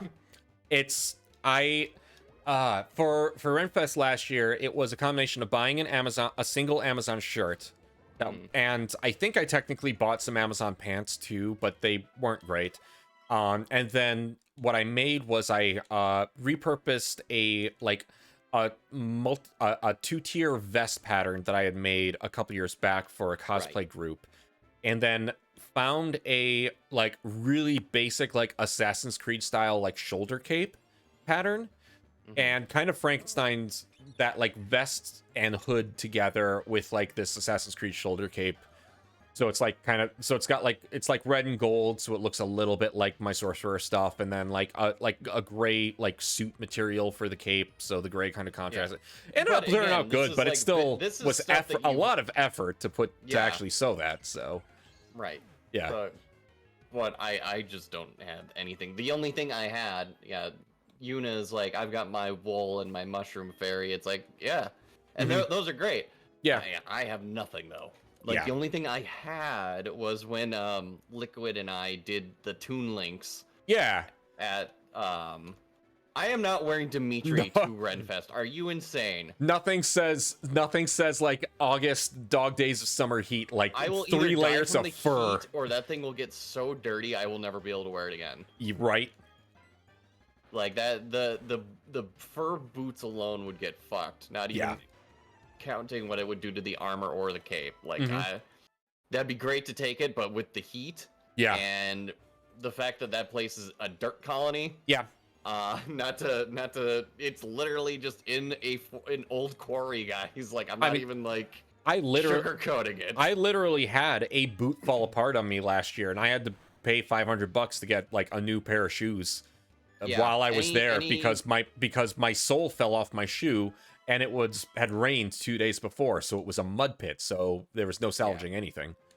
Well, in any type of shoe or boot that I take there, like it's completely caked in dirt. You Yeah. can spray it clean, you can scrub it if they're not No, great. it's So that's it's something you done. also have to factor in is like whatever you're walking in, you better be prepared to keep it dirty. Yep. So, but I, in general, would just like something to go to Renfest. I don't know if I will go back to the Renfest in our area No, anytime I mean, soon. there's one in a neighboring state that's much better. But it would be neat. Like, yeah. I already thought about making just a dirge head for fun. That would be or at fun. Least the tab. Yeah. I'm getting all the acronyms for player characters mixed up. Dirge, tab, Uh-huh. Wall, There's so many. Peter, Zangoose, Uh-huh. and Phil. Always Phil. You can't forget him. Can never forget Phil. Yeah, no, so I just, that'd be neat to just have something. And again, because the weather, it'd be sleeveless, so that'd be just kind of nice. But hey, you did Gale. I want to do the exact. You'd be a great Gale. That's what I've been told, and I want to do it just to be able to say I make something because I'm having trouble being excited about cosplays. But this BG3 stuff is the closest I've been Get for the a while. pattern and make it in the same fabric that Obi-Wan's robes are made of. Oh my you'll be goodness. Gale Kenobi. That would be incredible. Oh god, just get the lightsaber and fucking Just the saber staff. Yeah. Yep. Oh, stop confusing all my guys. This is not fun anymore. Are you talking to me or the game? No, the game. No, I absolutely would do that because I would just make so many bad jokes. Your father wanted you to have this when you were... And what is it? It's my ice stick. Don't you want it? Now you're gonna have to give me that back because I'm going to explode if you don't let me eat it. Strike me down and I shall become more powerful than you can possibly imagine. You mean... Strike me down, you'll nuke the fucking area. Exactly. I'm going to become a god. You can't even get through the day with making breakfast. Like, what are you trying to do? Well, we call that personal anxiety. What do you mean? Well, there you go. Breakfast is 2 boots and a stick. Hey, Inferno hit 45. Nice. Take that. Okay. We're going to swap over to Alligator just so I can get out of here. And I'm going to be going to the top of Victory Road for a little bit so that I can train up my weaker guys for a few minutes. There you go. Hi, Turtwig. Can I get you fast? Yes, I can. Okay. Hopefully that's enough. This That'll is do a it. weird give and take of energy. There. Yep.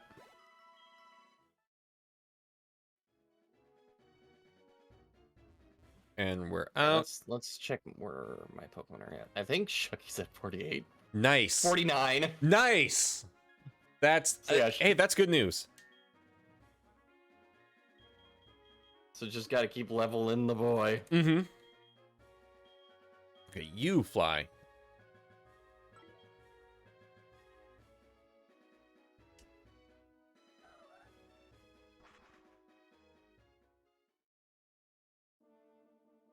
Let's see. Let's save up I there. have to go heal after this one. Yeah, I'm doing that.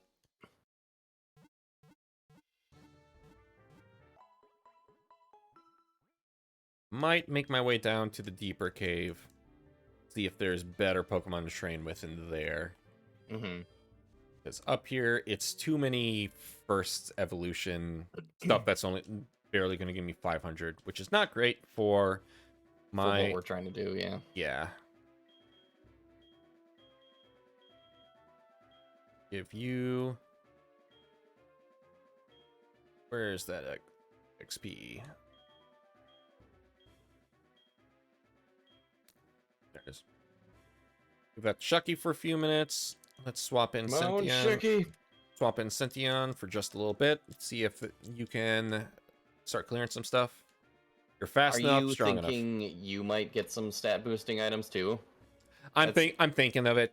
Because like what let's talk turkey here. Is which Pokemon are you feeling are not up to the stat snuff that you would like? Shucky and maybe Absol. Okay. The others are pretty good. Like they've got weaknesses, but ones that I can live with and work around. Yeah. But it's that Clefable is, I mean, it's got a lot of HP. I'd love to have a little bit more physical defense on Alakazam, but I don't think there's going to be much I can do about that. So, just one of those cases of can make sure he can take one hit so I can get him out. Right.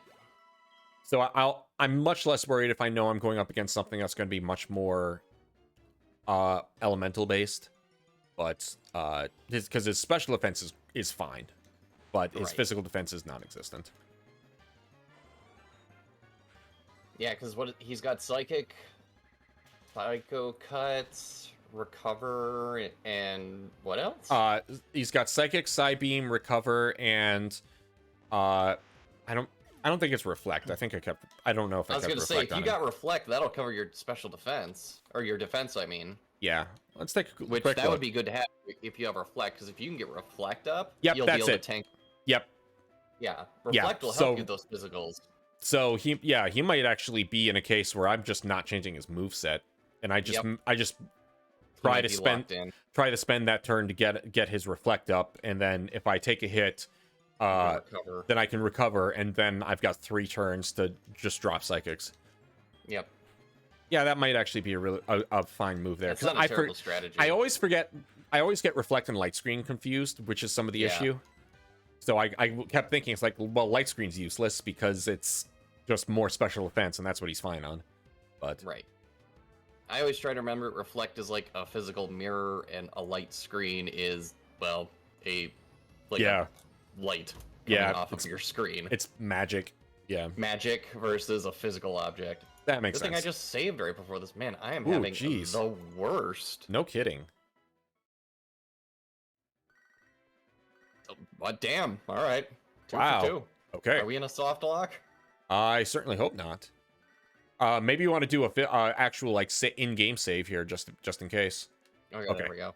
Yeah, we'll do that too. Yeah. There you go.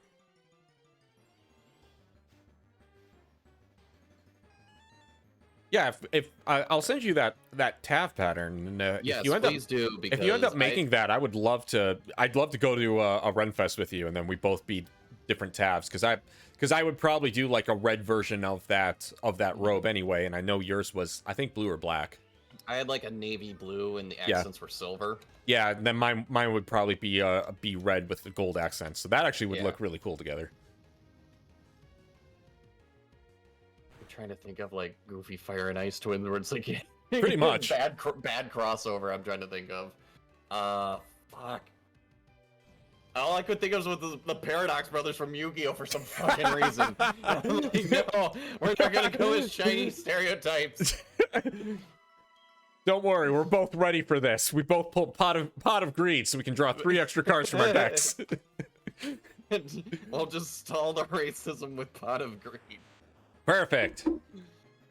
Yeah, full proof plan. Nothing could go wrong. Yeah, my Jolteon is fast enough that it can outspeed teleport on these Abras. So dang. All right. We'll take it. It's not worth much, but it's something. Yeah, the thought was, like, maybe for Renfest, Bard and I have been talking about it, that we might try to do some kind of just normal versions of our tabs, because hers is a cool, like, Tiefling Druid, and then I've got my Gith, and so, you know, make versions of the outfits, and then maybe do, like, you know, I do get a wig that's kind of like what mine has, and maybe, like, a couple of green, like, makeup highlights or something like that. Yeah. Yeah. Yeah, because that base paint to make it probably set. No, I wouldn't. Especially in that heat. Wouldn't actually do like true face paint. It'd just be some like highlights or some scales or something. Right. There we go. And Chucky is up to 44, which just leaves the Sentient at 43. All right, Shucky has broken 50. Awesome. We're just gonna keep going, folks. I mean, at this point, you can just keep just powering him all the way up the ladder. Well, because he's got the boosted EXP and a lucky egg on him. Yeah, that's great. So yeah, almost got 1,000 from a Shuppet.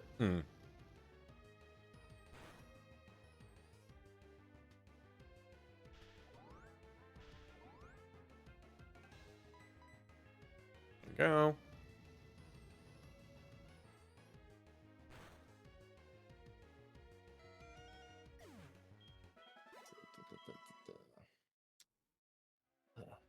Yeah, I'm trying to think if where's the next closest Renfest. I'm not to again say the one that bias is like bad or anything. I'm just genuinely passable. curious. It's passable, but I'm gonna say kind of bored of it because it doesn't really change. It is what it is, and it's been. I haven't been enough to where I can judge that, so you'd have to elaborate a little for me about what has been different from this one to others. I mean, I've only really been to this one in the last 10 years. Oh, okay. That's what I mean, is that it feels the same. Yeah. Even if it is changing and they have different acts and stuff, like I'm kind of like I've seen it. Yeah. So no, okay. No, that's fair. Yeah. I mean, I really want to go to neighboring states. One, because I haven't been to that one in like 10, 12 years, and I have multiple friends who go to that one actively every year, so I'd like to actually do that this time. Part of what genuinely I'm curious about is the one here. It's the traffic for it is not very well run. No, it's supposed to be getting better now, but as a result, it was better this last year. But the rule of thumb prior was like if you didn't leave your house by like 6 a.m. You were not going to get in until like 1 p.m. Yeah. Due to just the traffic alone. Yeah, the traffic was poorly managed. Well, everything about it was kind of poorly managed, and in a lot of ways still is. So hopefully it's getting better and it'll be better, but it's one of those where that's where I'm curious. I'm like, I wonder if there's just better parking. I know that's stupid, but it's like when you wait in one of those, like when you are driving like 2 miles down the road and you are in traffic for like 3 hours. Yeah. So last year they switched it to paid reserved parking for the lots on site. So it was like $5 a car, but you had to do it when you ordered your tickets. So that way they pretty much guarantee that way they could set a hard number on the lot. It's not volunteers doing the parking anymore. It's actually a company that does that.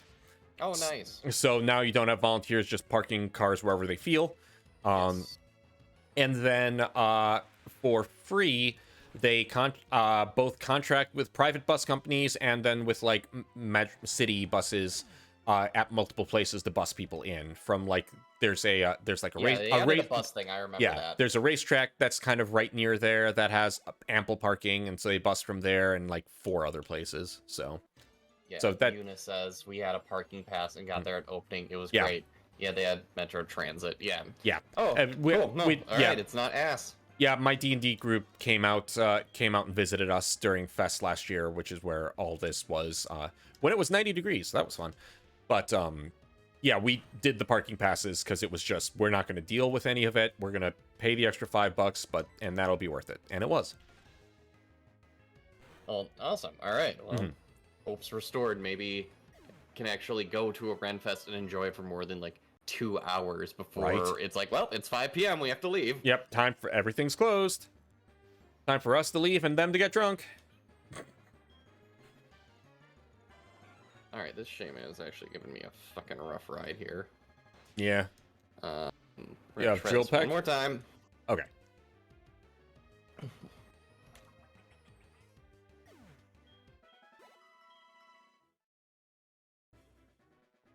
Yeah, please kill it. Just go down. Come on. There it goes. My God. Okay. All right, definitely have to give a lemonade though. Jeez. No, that was not even worth it. Of course. Note to self, do not fight the shamans. Just not worth the time or the effort. Because time's as much a factor right now as anything. We're in the last... we're planning on going next week. Yeah, we're in the final stretch here. Mm-hmm.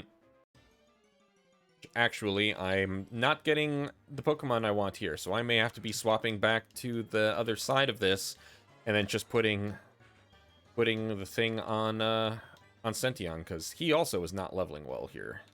Oh no, the poor boy. It's all first level Pokemon, and then it's like rocks, or it's like Finneon and like worthless stuff like that. That's not going to give us any experience. At least with the, Tauruses are annoying, but they do give experience. Actually, quite a bit. They give a good amount, so yeah.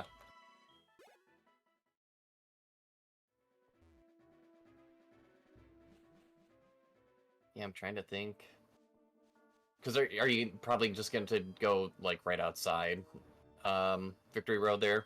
Like, the front of it? Yeah. Where you were? Yeah. Yeah, I'm just going to go back to there and just EXP share on... EXP share on the Jolteon, get it up the rest of the way, and then probably just overlevel my Feraligatr because it can tank pretty much everything in there. Right. I mean, your spread's looking pretty good. Yeah, we're getting there. We're not awful. And, I mean, the Jolteon does have good stats. It has great speed and really good attack. So it's not helpless. But when I'm staring down the barrel of level 50 is kind of what I keep thinking of. Yeah. Because you're gonna have to start making a choice of, all right, which one do I gamble on the power level? Yeah, because I'm not super worried at this point about like levels 1 to 45. 46 I'm starting to get uncomfortable around, and then that 50 scares me. But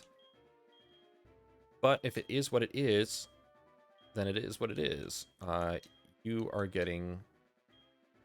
And I'm, everybody's items are all messed up because I'm just passing, because I just keep passing lucky eggs and XP shares around. Right. Yeah, I'm kind of looking at the clock here, and I'm thinking for the next 30, I'm just going to work the best I can get Shucky now that he's hit 50. And then probably going to try to get a secondary leveled up. Yeah. Because admittedly, I have Dozam and Sentient at like 41 and 40, but that might just have to be, unfortunately, how those ones are sitting. Sure. And we just hope for the best.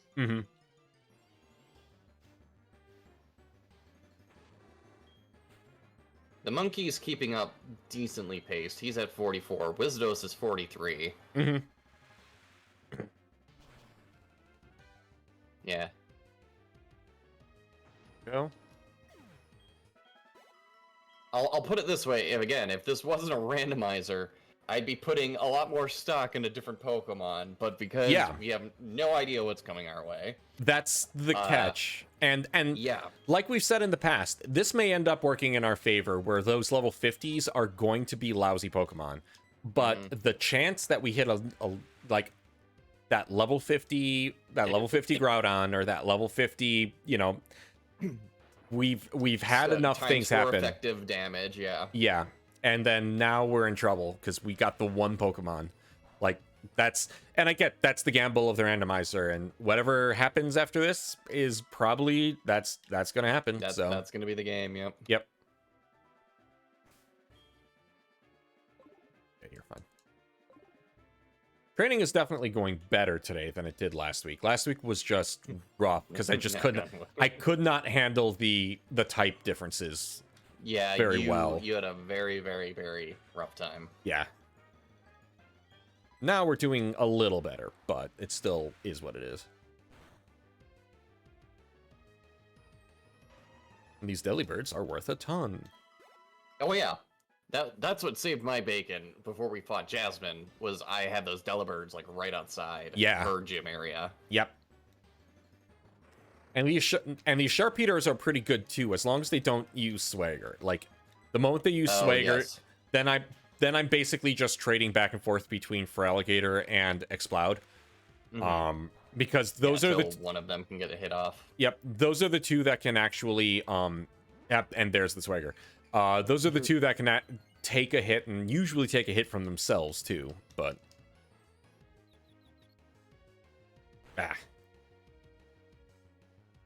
so this is where we swap again.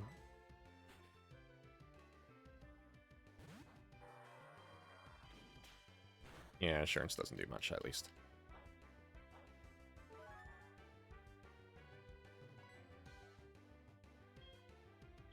And Earthquake. Yeah, how has Wizardos been working out for you? He's been great. I mean, he's very all-around utility. He doesn't do the most damage, but he also doesn't take the most damage. His defense is just... His defense... His HP's pretty high. Yeah, his defense isn't great, but his HP is high enough to cover it, so... He kind of gets to be my... backup tank. Not that I really have any tanks in my setup, but... him and Feraligatr are kind of the, like, can take a hit. And God damn, look at the stats on that monkey now. Now they're getting really spread. That's what we like seeing. Fire spin. Only fire spin, yeah. If only fire spin had a chance to burn. Right? Another Sharpedo.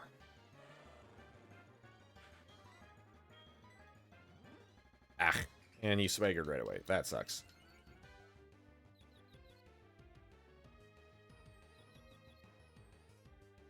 At least you got the surf off.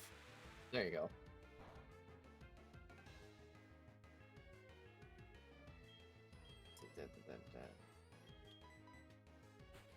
I would feel real comfortable if I could get everybody up to 45. I think that I can. I think that's a nice workable level to where I can't even say there's going to be a rhythm to the fights. I think once we get that first fight out of the way and know like how much of a power gap there's gonna be, right, it can make it a little easier. But I think it's that first one of like, okay, we're literally training against Pokemon almost 10 times lower than us in level. Right. But then once we fight something on par, it's like, okay, how much damage are my moves / non-stab moves going to do? Right. And that's the key. That's the test. And after that first one, we're gonna be like, there's the bar. Yep.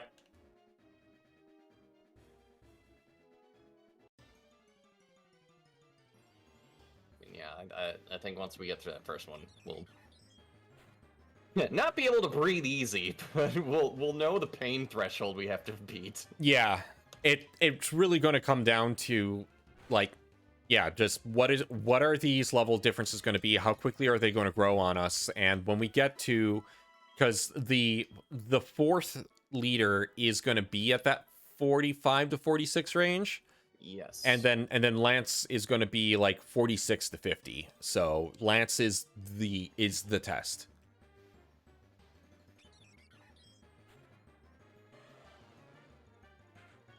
Oh, Lance. Mm-hmm.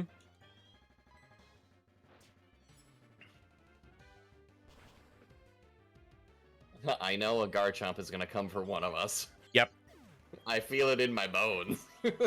Thankfully, I can actually tank a Groudon at this point, but right. Okay, yeah, it's the even without the Dragon Rage, no Screech. They don't pull punches. No, They're fast and strong. The Garchomp will go for Pixel. Most likely. Yep. How dare you? How dare you both? I understand. Fucking hate them too. The fact that Garchomp keeps fucking with me and I do not like him, and the fact that my Ho-Oh was goddamn Garchomp, like, okay, this is like a sign. That was like, just mean. I'm not a religious man, but like that's too coincidental. That was just mean. Well, I mean, it would have been fine. I would have used it, but again, what'd you get stuck with? The baby. Yep. Just like, oh, baby. Okay. You get Bibums again, and not even like again. If it would have been like Azurill or Pichu, oh geez, that would hurt. And it's just like I can't do shit with this. Right? Because wasn't it like friendship and something else? Yeah, yeah. It was. Oh, it was that I needed. I needed the Remoraid. Yeah, that's so it. and You needed a Remoraid in the party, and you didn't even have one, which we easily... There was no way that was going to be a thing, so... Yeah. I think that's your Achilles heels, is that you get babies. Yep. That's been your I got thing, a lot of babies. Too many water Pokemon and babies. And like the thing with babies is they're low enough level that they get the best. They can get the best benefit of the level up process if you have the time to level them. But they're also worthless until basically their first evolution because they don't have the moves. In a Nuzlocke. And in a Nuzlocke, you don't have that time. Yeah. Well, I mean, technically you do. You might not have that luxury. Yeah. Like if you can get an EXP share on them, great. But. But trying to, use the put them out first, pull them back, send out somebody else in a Nuzlocke, it being so much riskier.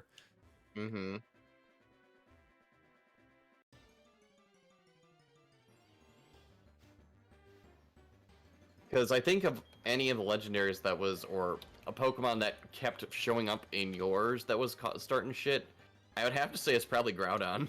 Yeah. I mean, it was Groudon that ended our first run, so... Because it was Garchomp that ended our first one. Oh, yeah. With Dragon Rage. Yep. Groudon was the gym battle with Ninjazard. Yeah, that's what it was. Because he took out 4 of my guys, but we were able to keep going. And we were had going backups. to lose that, and then the Ninjazard glitch happened. Yep, where he could not... he got locked in his own programming. Uh-oh. Yep. Oh, okay, just body slam. That's fine. Still classic.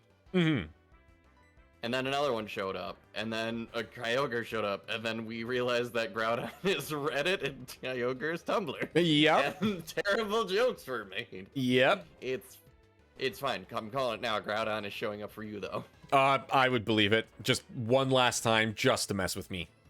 Like a Redditor does. As they do. As they do, to get them sweet updates. I looked into your comment history. Let's go. You really need to scrub that profile. Oh, no.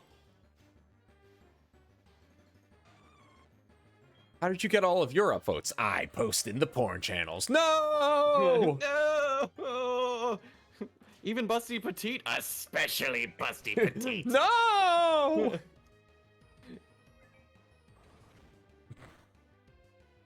The worst Palpatine ever. Yes, let the updates flow. I gotta be careful with that voice. Once you understand the power of the Kuma, you can never go back. Oh, man. Okay. So where are we at here? Okay, so Mepsno's at 45, Dosamp's at 46, Wizardos is at 44. I'm at 44s across the board, and then 245s and a 46. Okay, let me just pull up mine quick. Yeah, I'm just kind of Chucky looking. is at 52. Okay. Yeah, sitting there on stats, pretty nicely spread. Wizardos is at 43. Again, great attack. I really might get something to do about that speed, though. Yeah. Abferno is at 45. Again, really good glass cannon. Sentient is 42. Very average across the board, except for speed and attack, which that's fine. Yeah. Messna, again, the attack is its best, and otherwise okay-ish stats. Dozam, again, same, great attack and speed, but is at level 40. Yeah. And Messna is 42, Sentient is 42 as well, so... Those ones I'm hoping I don't have to switch in nearly as much, but, again, we won't know. I'm hoping the coverage of Wizardos, Abferno, and Chucky will cover most types that I can deal with. And those are 3 real solid Pokemon to go in. If we were playing Pokemon Stadium rules, where it's, 3-on-3 matches, that would have been, we would be perfectly fine. Yeah, I'm trying to be even across the board, because too many of the weaknesses of one of my Pokemon are covered by, like, a radically different Pokemon. So Right. so if I'm going to try and keep it, I've got this network of like, it's like a mesh Counters, essentially, yeah, mesh right? network of counter. I don't have like 3 that kind of perfectly stand together and I can rest on them. Right.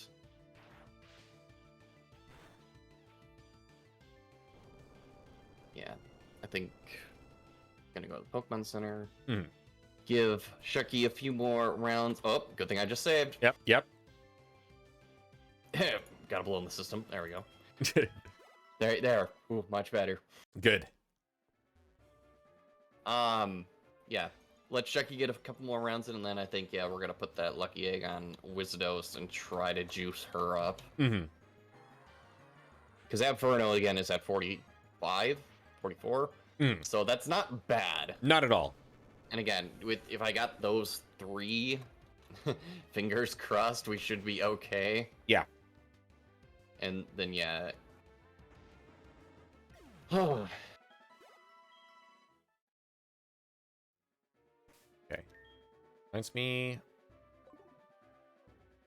I don't know what's worse about going into the Elite Four soon. Is it not the stress, but like the excitement of going up against them, as well as like the stress of the actual fights might actually kill me. Right.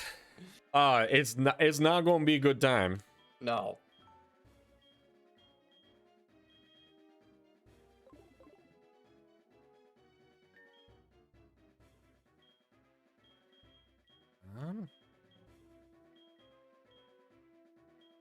Yeah, Lance being at level 50 is rough. Yeah, that's honestly the ones that worry us the most.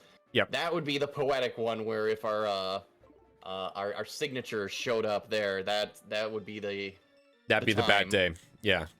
I mean, it could be the bad day, or the funniest thing if like your last one is literally like an Igglybuff at level 50. Yep. Which, considering how my luck has gone, very well could be. There is a universe where one of us finishes this and the other doesn't. Which would be wild, but it's possible. Well, and the rules essentially are like if one of my Pokemon goes down in that match, you can still use yours, and if anything, it's encouraged to use that Pokemon kind of recklessly. Yeah. Because it's gonna be dead after that round anyways. Sure. So like if again Wizardos went down on your end, I would essentially put Wizardos in for like a heal swap or like a tank hit, or if I just need to do some chip damage to something, that's what I would use it for. Because again, once the match is over, can't use it anymore. Yeah. So just something to keep in mind if things go south in matches. Is that just because you've lost, like one Pokemon may be lost, doesn't mean that there isn't a way it can't be used. Right.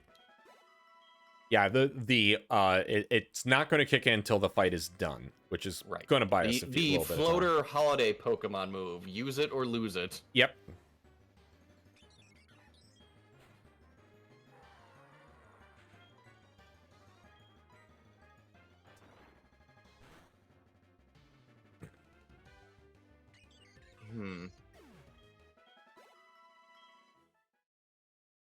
Yeah, and then again, talking in the future, if things go well, if we do beat this, we'll probably take a little time off so we can figure out a new Nuzlocke. Yep. I would love to do another one of these. Like, I would too. Win, lose, or draw. I would love to. I think we'll just have to kind of sit down, look at our options, and see what we want to roll. So. Right. But I'll say this, like, as someone who, like, I've never done a full Nuzlocke, but when I first Sun got and the Moon random software, might actually be on my list as an interesting Nuzlocke. I've never played Sun and Moon. Okay. I'm gonna be real honest. They're like, for every good thing that I like that Sun and Moon does, they do one thing usually really stupid. Okay. Because let's play this game. Let's play the idiot sandwich, where you say the good and then the bad. Good. No gym leaders. Instead, their like island challenges are usually a bit more creative, and it still involves like a Pokemon fight by the end of it. But they're really creative in the sense of like they require you to think strategically. Like one of them specifically involves I think it's called Levantis. It's like a bug grass type, but it's it's like it is programmed to use the like sunny day solar beam strategy, and you are basically told like this is what it's going to be. You need to be prepared for that, and that's like your gym boss is like, take down this super Levantis that is using sunny day solar beam, like, and it's a nice change of pace. Puzzle, yeah. Yeah, the puzzle battle. They're a lot more focused on the puzzle battles. The downsides very much are the rival's annoying as hell, and there are cutscenes on top of cutscenes on top of cutscenes, and they're not short. Are you talking about Gladion for the rival? Because his theme is actually pretty fire. No, I'm not gonna Gladion's cool. It's like the little kid like rival. Oh, He's okay. annoying. But no, the actual like Gladion and like the whole type null Pokemon is actually a pretty good part. How? That's his name. Yeah, he's annoying. Wow.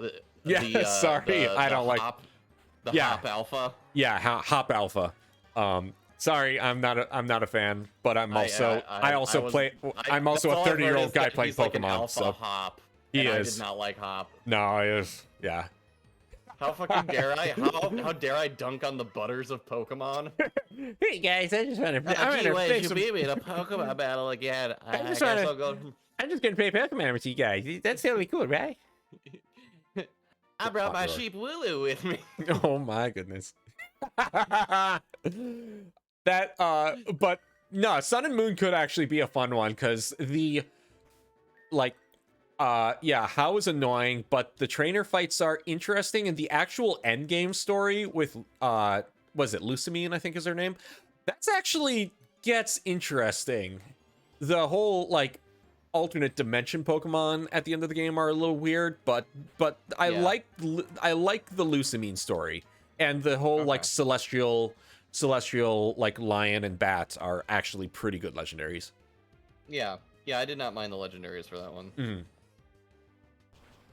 Yeah, no, it's if you haven't played Sun and Moon, playing it randomized might be difficult. I do not like Buzzwole. You take that the fuck back. I like what is the Guzma's bug Pokemon that evolves from Wimpod. Shoot, I don't remember offhand. That I really like that Pokemon. That Pokemon's cool. Galissapod. Oh yeah, thank you. Yeah, that's it. That's the only swole bug I enjoy. How dare you say I like Buzzwole?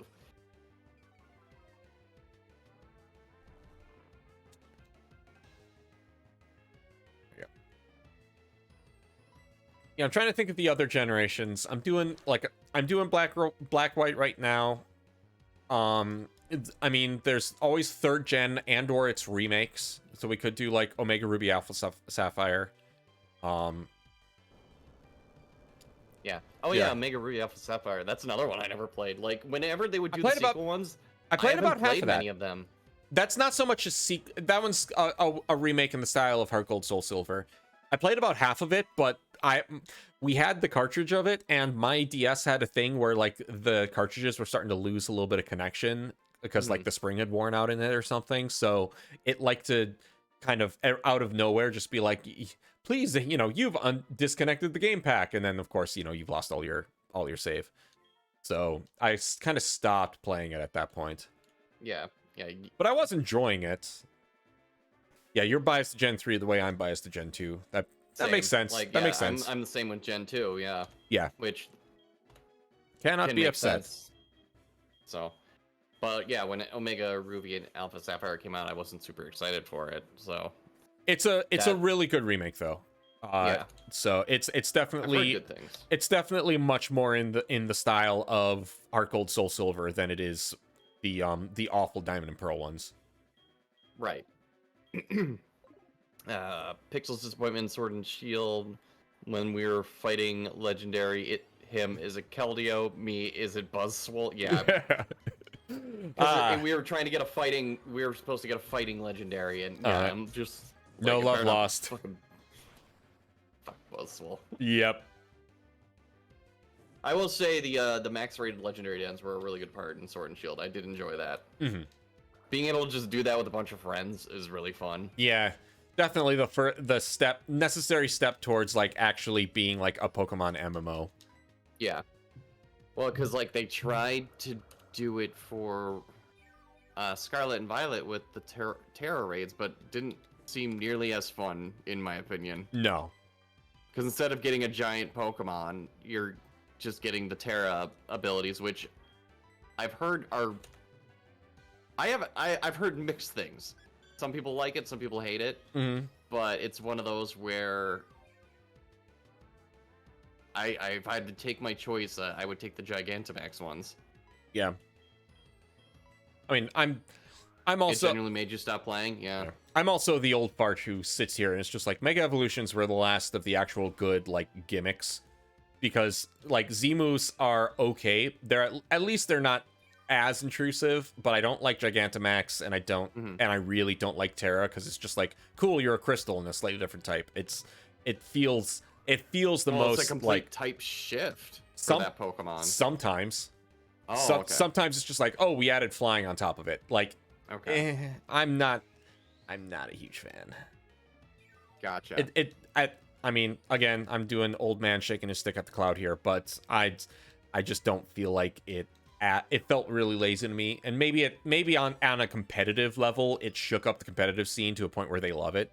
But as a very casual player, it's like, this is a gimmick that spends more time in its animation than I want to ever to make it long enough that I don't even want to use it. Too. It's like, if you're doing like, anytime you're having to do a grind of some kind and just the animation. Yeah. When that starts getting intrusive, that's always the fucking worst. Yep, and that's kind of where I was at with it. It's just like, I'm just done with this now. Mm-hmm. That's sad. Well, hopefully, Pokemon Art Legends Z is going to be fucking great. I am looking forward to that. I'm looking forward to that. I mean, XYZ is easily in like it's probably my third favorite generation, so I'm really really holding out hope that Legends is going to be good. Yeah. I mean, it won't be out till well after the Switch 2 is out. Like, it's going to be a like later in the first year of the Switch 2, so. Right. Cuz like, yeah, Pokemon games come every 2 years. Scarlet and Violet was roughly 2 years ago, so we should be getting Z sometime this coming year. I don't remember if they said they had started development on it right away, or if they're kind of starting to... I think they were pumping the brakes on the release schedule a little bit, because... Oh, okay, I mean, that's good too. Usually it goes like, the on year is a mainstream Pokemon game, and then their off year is like a side game. So like, that's where like the Let's Go games, the remakes, the the Pokemon Snap. But I don't know that they have any of that lined up for this one. It just says initial release is 2025. Yeah, so, yeah, I'm fine with that. Yeah, that's fine. Like, frankly, like, if they're going... I really, really like Arceus, and I feel like that is the direction that they need to go with the main franchise. I agree. But it still had enough flaws that I was happy to get it, but if I get another game that's exactly that, just with different Pokemon in a different setting, I'm going to be quite upset. So yeah, I want them... be quite disappointed. They need to actually do upgrades. Yeah, like, it was a good first run experiment, but like, I think it was a really successful experiment too. But right. You need to take those lessons learned and not just leave it at that. Well, fingers crossed. Yeah. Yeah. Because again, it's the Pokemon Company. They could do something crazy and amazing, like when they made Legends Arceus to start with. Yep. Or they could not fucking listen and make just Arceus Plus. Yep, which is what and we I'm don't really hoping want. it doesn't go that direction. Nope. All right. I think Shucky is good. I had to come back to the Pokemon Center. I think this is going to be a good point to swap him. He is at 53 now? Yep. 55! Yeah, very Shucky's nice, good. very nice. That's going to be great. Yeah, and I'm sitting at 45s with one at 46. So we are getting there. Okay. I'm actually going to step away for just 20 seconds here, and I will be right back. Oh gosh, all right. I have to hold this up. Okay. I drank a lot of water tonight, so. Fair enough. Fair enough. Yep. All right. So gonna take King's Rock. Yeah, I think I'm gonna go in with those 3 as my main ones. I wish Sentiento's and Messna just had better things.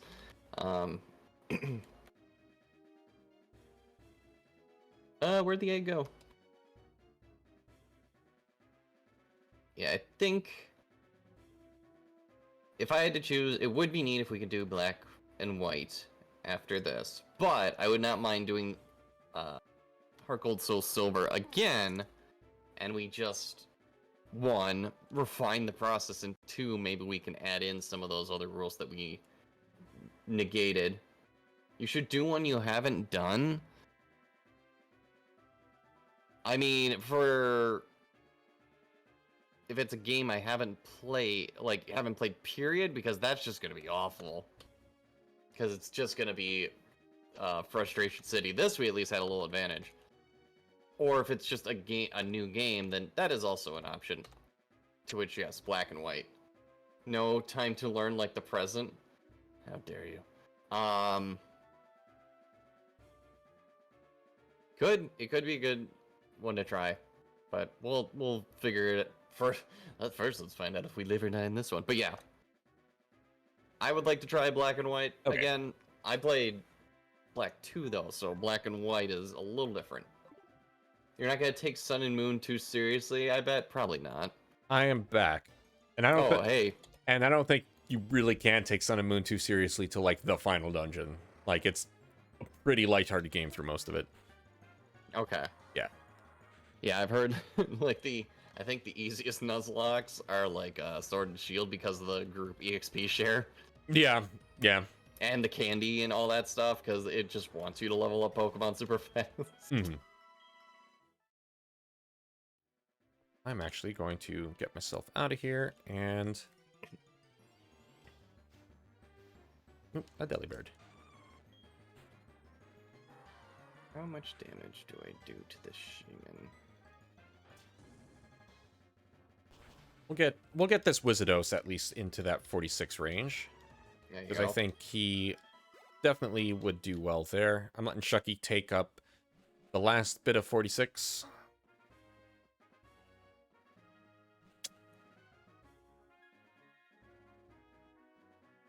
Okay. Yeah.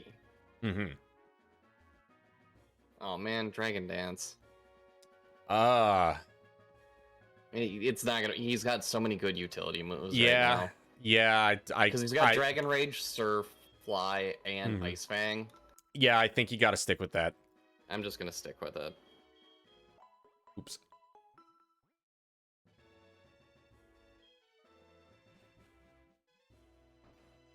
You know, since earlier we were talking about like Lethal Company and content warning, have there been any major updates for the good old Phasmo?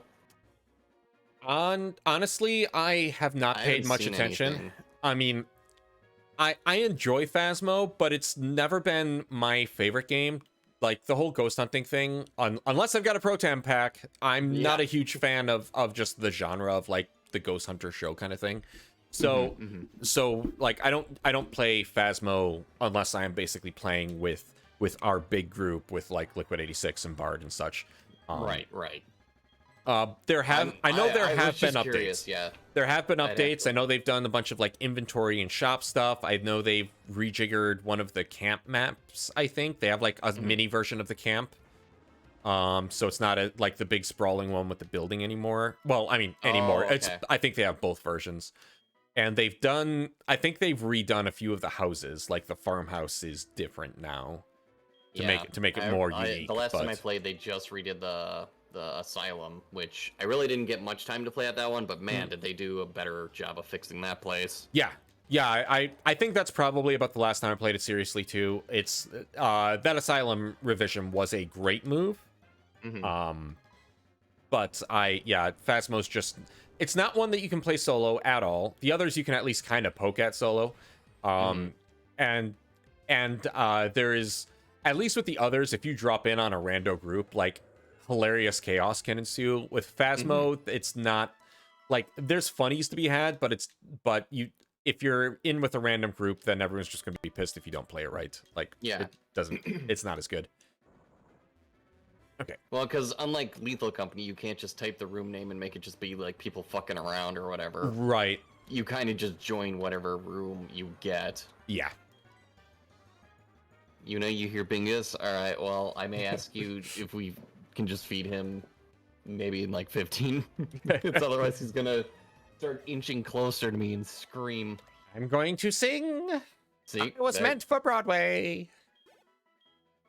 Oh, Okay, 46 on him. Awesome. Mespna, your turn. You get egg.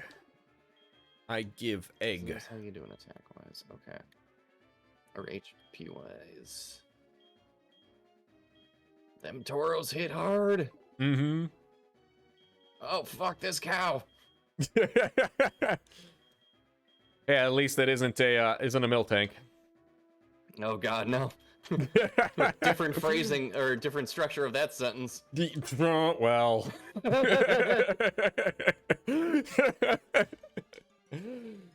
A comma's thrown in there. Yes.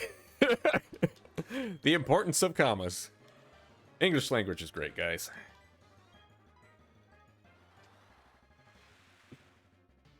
Pitch him a cow move.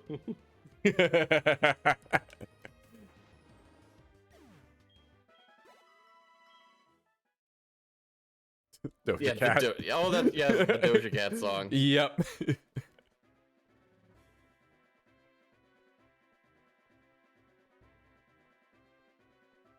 Okay, there you go. Trying to think. Let's see. Oh gosh, of course you came back. I mean, they suck, but also they are worth so much. I know.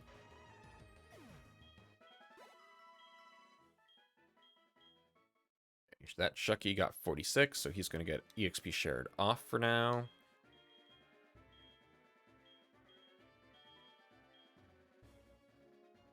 Fine. Use your confuse ray bullshit. I'll just switch. I didn't even want that EXP anyways. Come on, Abferno, you got this. And he's smacking my Oh, monkey. come on. Don't punch the monkey.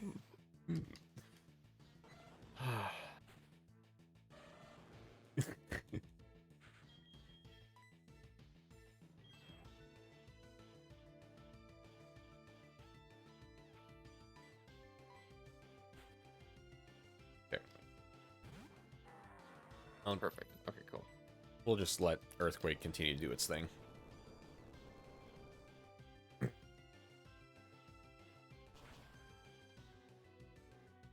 Yes, sorry to anyone who's just tuning Perfect. in and hearing my cat yowling in the background. It is almost food time. He's hungry. It's late. Good combination. And he doesn't want to bother Yuna. Of course for not. some reason. Of course not. He loves you. You are the food keeper.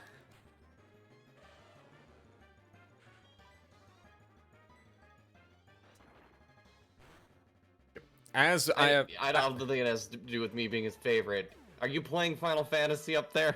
Are you yelling because you're in a bad raid again? You know that spooks him. I don't care what loadout they have, Yuna. You gotta get along with those scrubs. There is no I in team. Yep. I Not was earlier, but I'm not playing right now. Okay. there you go.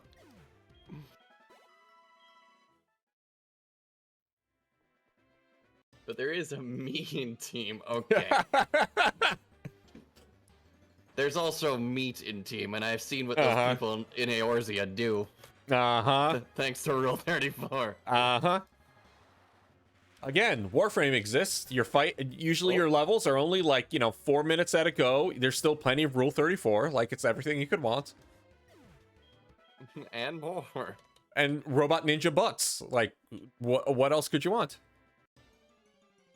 Because aren't those... You don't have to get too heavy into the lore or anything. Those are people who are mentally piloting suits, right? Yeah. Or they're people in them? Mentally piloting them. Okay, that's what I thought. Again, Warframe spoilers. But that's like the big story quest that you unlock about 20 or so hours into the game or so. Is when you find out that they are not just, it's not just that they're robot suits. It's one, they're like techno-organic, and two, the people piloting them are actually like kids who are being hidden on the moon. Yeah. So, and that's when you get, that's when you unlock the character creator. Pretty much. That's when you unlock the character creator. 20 hours into the game.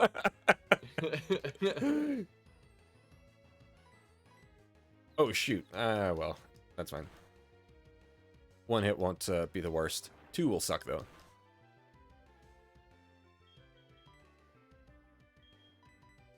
Okay, let's hit with that again. Yeah, you'll use crunch too, and then I will use earthquake back. So I have learned I'm able to egg bomb the Sharpedos. Egg bomb still has that kind of only like 75% hit chance, but it's something. Hey, Mespinaw's at 46. We'll take it. Take that very happily.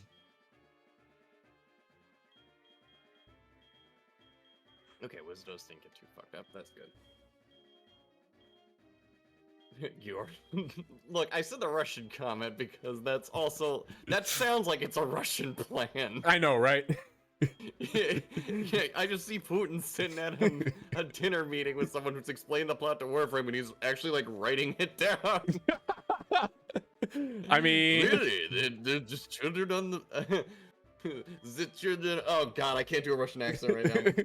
Fuck me. Children on moon. They pilot the mechs. Yes. They pilot the robot from space. Yes. How do you get children to moon and then put them into stasis so they don't die? We must be very psychic about them. That is why we train dog to fly ships.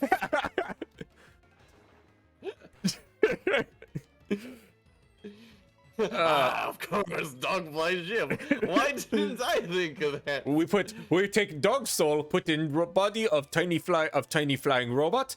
Tiny flying robot fly ship. Children, we take their soul, put in body of giant adult robot. Giant adult robot, we then give big sword and big gun and let loose on capitalism. And there you go. There you go. That's the plot. Yep, that's it. That's the Shrek one. Come on, man. We put dog brain inside robots of bus driver.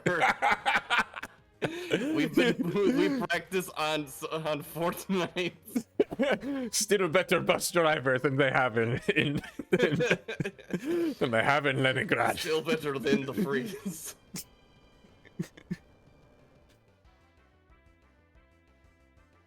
Man, Warframe's weird in Russia. Yeah, that's some weird ass lore. Yeah. That's fucking kooky. Mm-hmm. And that's coming from me. I watch Yoko Taro stuff.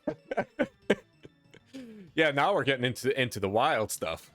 It's all asses. That I'm just telling you right now. Spoiler alert. It's all asses. At least you know where he stands, right? Yeah. Their power ranking is based on the size of their ass.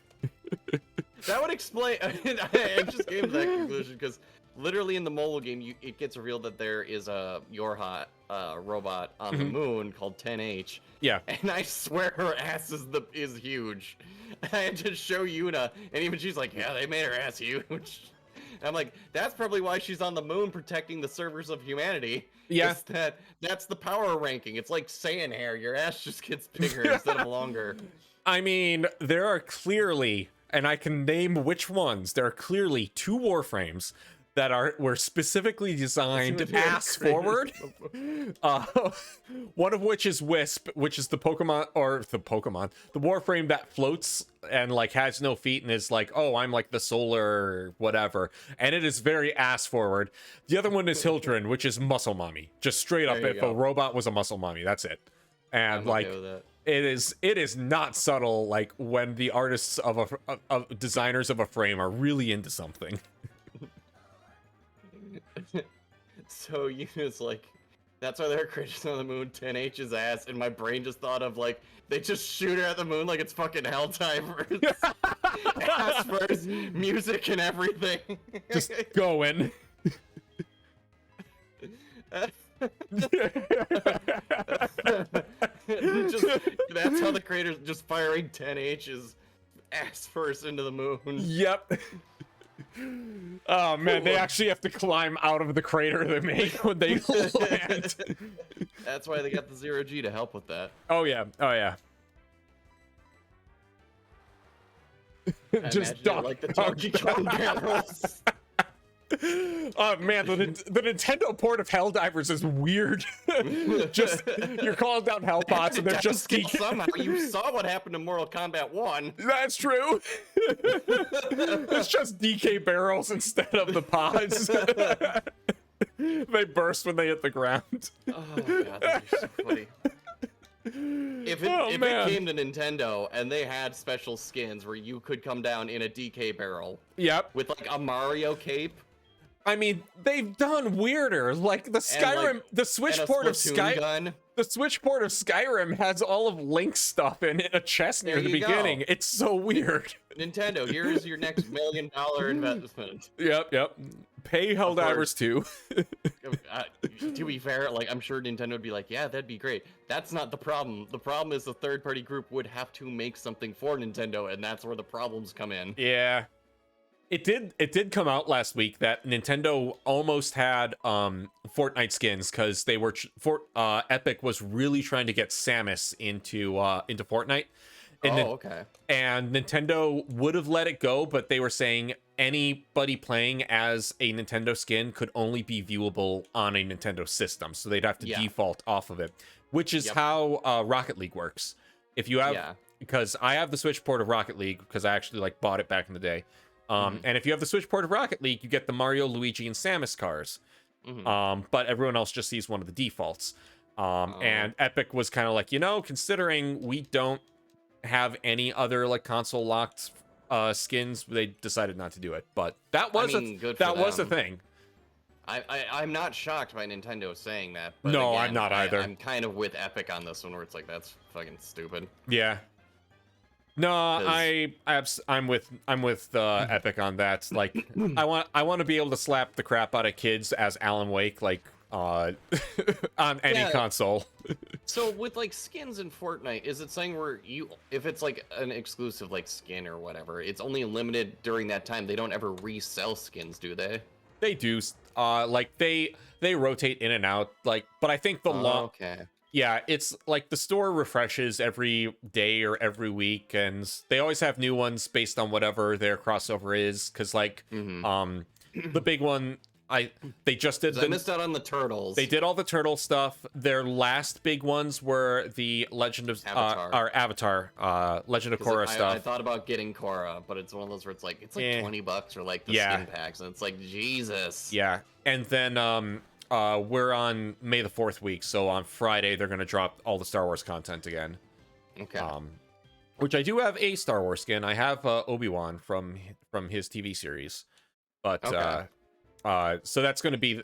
But it sounds like that's gonna. I don't know if they're gonna do like a special battle or a mode with it this time, but they are gonna drop in like all the lightsabers and laser guns and stuff are gonna be. They're gonna make it. They're gonna they do that every year. Drop a Battlefront. I mean, that's basically what it becomes. Because alongside all the normal rifles and stuff they have in the game, you get lightsabers, force powers, and like all the Star Wars blasters will just become random item drops. Which is how they did the Avatar event too. Because I think last time I played, and always funny when I'm playing as either Alan Wake and it actually a little more appropriate with my Tron skin, but they had a bunch of like the elemental bending moves. So like I picked up an airbending scroll, and instead of an attack, it gave me like this big air wheel, so I was able to just like zoot across the map really fast with it, and then another one that just launched me into the air using airbending. So like their crossovers are dumb, but they also actually integrate each of them.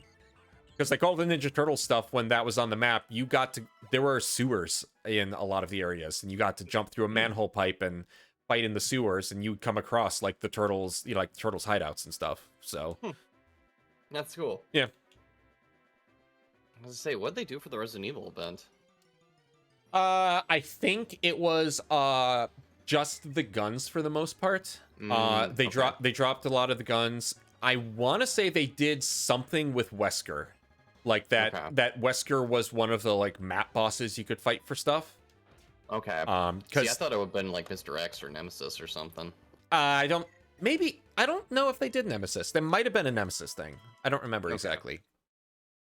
But like usually if they have a like boss character or a bad guy character with the pack, they'll usually spawn somewhere in the world as a like world boss and killing that boss, then he'll drop like whatever his like legendary item is. So you would get like, you know, Shredder's claws or that sort of thing, that kind of stuff. Okay.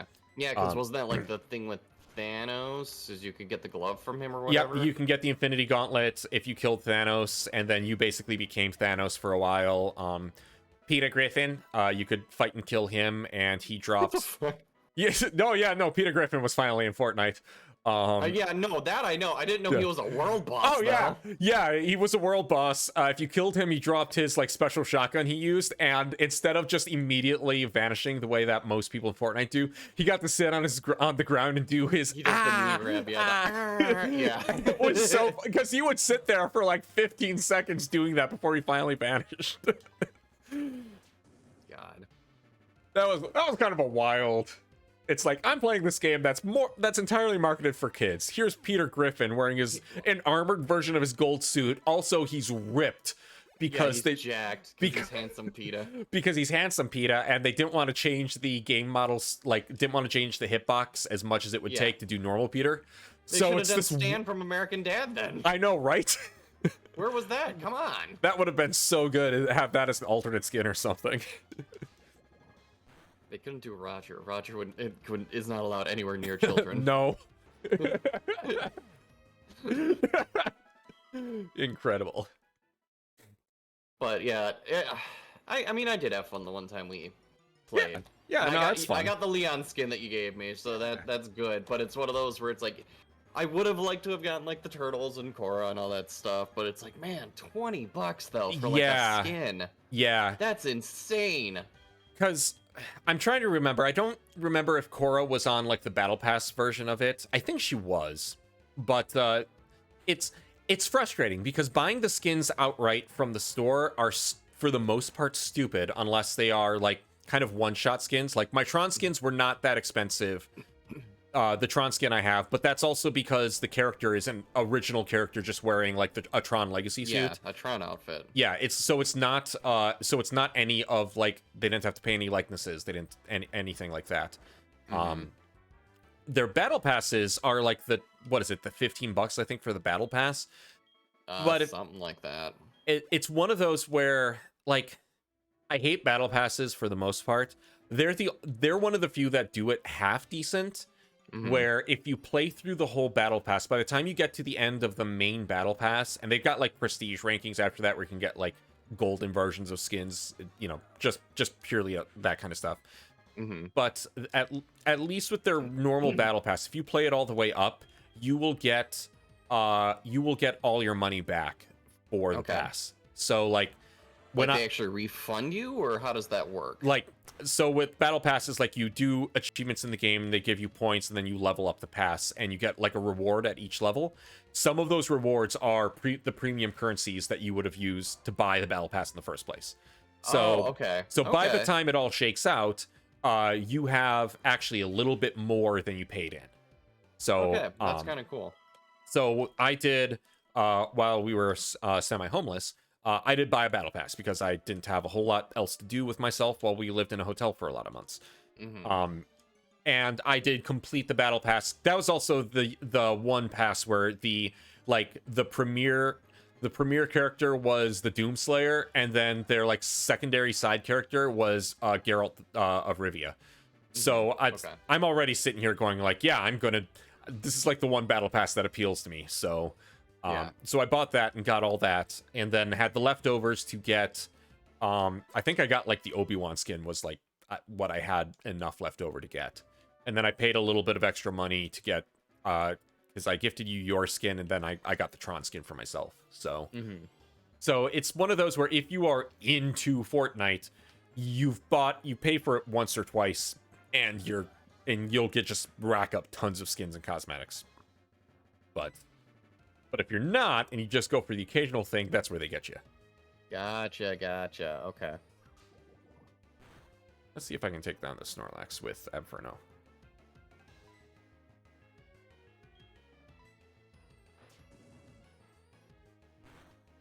Okay. Yeah, I was just quickly Googling to see, like, oh, what is the Battle Pass right now? What is their big hook? I really couldn't find anything up to date. Quick Google. Yeah, I don't know if they're doing a full new Battle Pass for the update on Friday, or if it's going to be more a case of they're just kind of refreshing what they have currently. Because their current season is like all Greek god themed, so they have like custom designs for all the Greek gods, and a lot of them are pretty cool actually. Okay. Yeah. Ooh. Yeah. Sorry, I almost sent out the monkey to fight Floatzel. Yeah, that would have been bad. But yeah, no, the Greek gods, if you're going to do a set that kind of lines up with an Avatar crossover, the Greek gods aren't a bad decision there. Yeah. Because you're already dealing with like magic users and that sort of thing. Well, it helps them iron out the kinks too for like potential, like you were saying how they use the scrolls and all that stuff. Yeah. It's like, oh, hey, let's just, put fire in there and just see how that works out. And then it's like, oh, hey, we're doing an Avatar thing too. Yep. Because I'm sure, like, all of these contracts are figured out, like, a year plus in advance. And, like, it has to be that in order to build and design the cosmetics and whatever game mechanics they're going to tie into each thing, so... Right. Really, the biggest consistent is that they've done a May the 4th thing pretty much since they've launched. So I mean, if it's successful, it is. Why not? They add like 3 or 4 new skins every time, and then they usually put all of their past Star Wars skins on rotation, so you can always pick up what you missed. Gotcha. Like I say the joke all the time, but it's in so many ways it is not a joke. The fact that like the opening scroll to Rise of Skywalker actually happened in Fortnite is actually true. Really funny that is an actual thing that happened. Like, Fortnite is not canon in Star Wars, but the speech that happened in the event that was their like cross promotion for Rise of Skywalker in the weeks before the movie came out ended with a big broadcast of the Reborn Emperor doing his like whatever, and that broadcast. That broadcast, because I mean it was Ian McDermott who recorded that, albeit for use in the movie, not the Fortnite thing is kind of a thing. He didn't do it for the Fortnite. It had to be in Fortnite. Yeah. That was all him. But the contents of that speech are for our actual Star Wars canon. That's just the thing that got heard by everybody in the galaxy with the whole somehow Palpatine return thing. So. But the place we heard it on Earth is in Fortnite. I was in the middle of a dab, and I heard that Palpatine was back, and I'm like, "Sheet, homie, we gotta skin him a rink back to the bus because if I don't TikTok this, I'm gonna have to get my Zoomer friends and go." That was the day that Peely the Banana... I'm sorry, I stroked out. What happened? That was the day that Peely the Banana realized that the galaxy was in danger, and he had to gather his friends, including... And that's when Peely the Banana realized his insignificance in the grand scale of the universe, and existential dread kicked in. Oh, man. So anyways, we are at 5 minutes left. Yeah. I think I'm going to go heal up my boys. I am at 46 completely across the board. Very nice. Which I'm actually pretty happy about. That means that the final battles are going to be tough, but not impossible.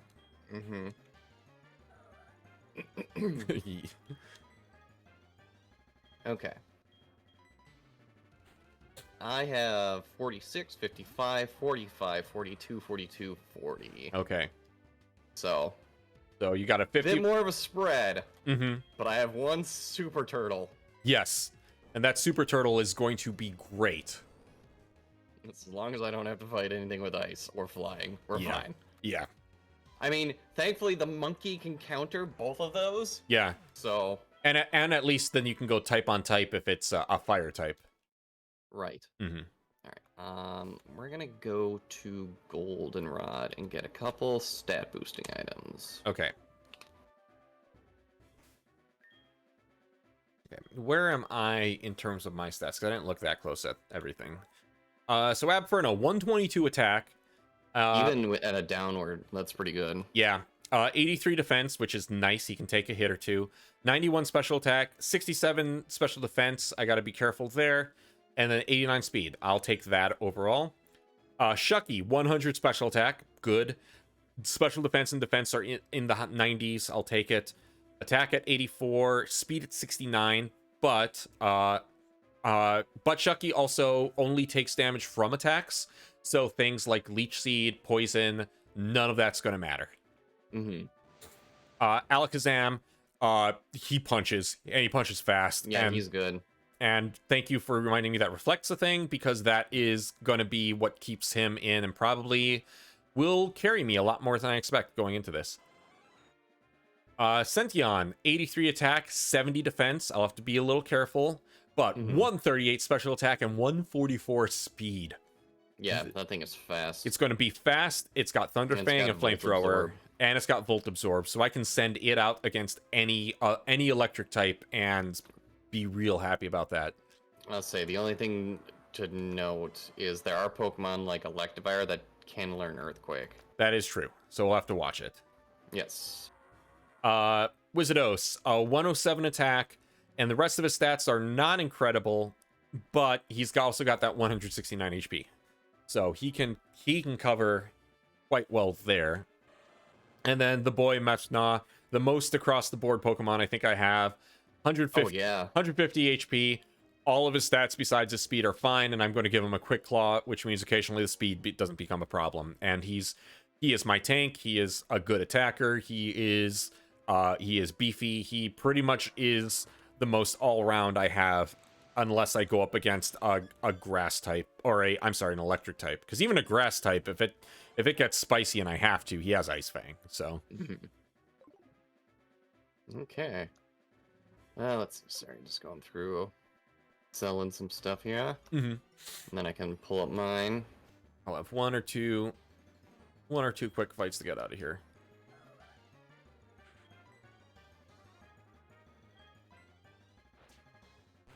Let's see, any Pokemon that I can sell here? A bunch of these lure balls.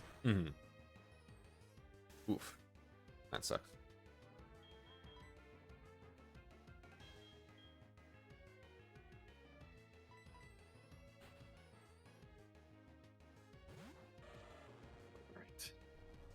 Okay, I am. Yeehaw, indeed. All right, we're just gonna get rid of Megahorn.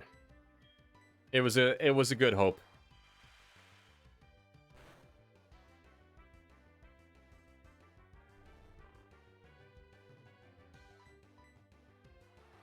Nope, don't want to buy more. Let's see. There we go. Let's have some speed on my Gyarados here. Give him back his King's Rock.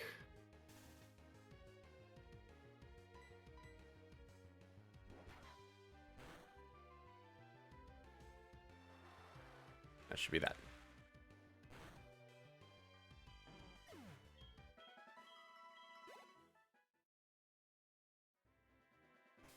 And... oh, he can't go any faster. Okay. Nope, There that you is go. fine. We will give it to the monkey. All right, the monkey. Might as well. And then let's see.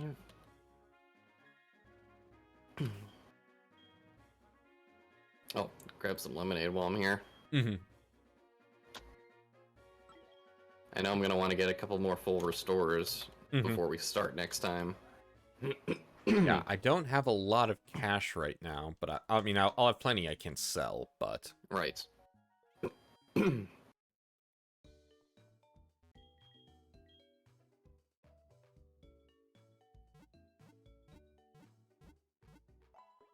Nope, next thing I got a water. Oh well.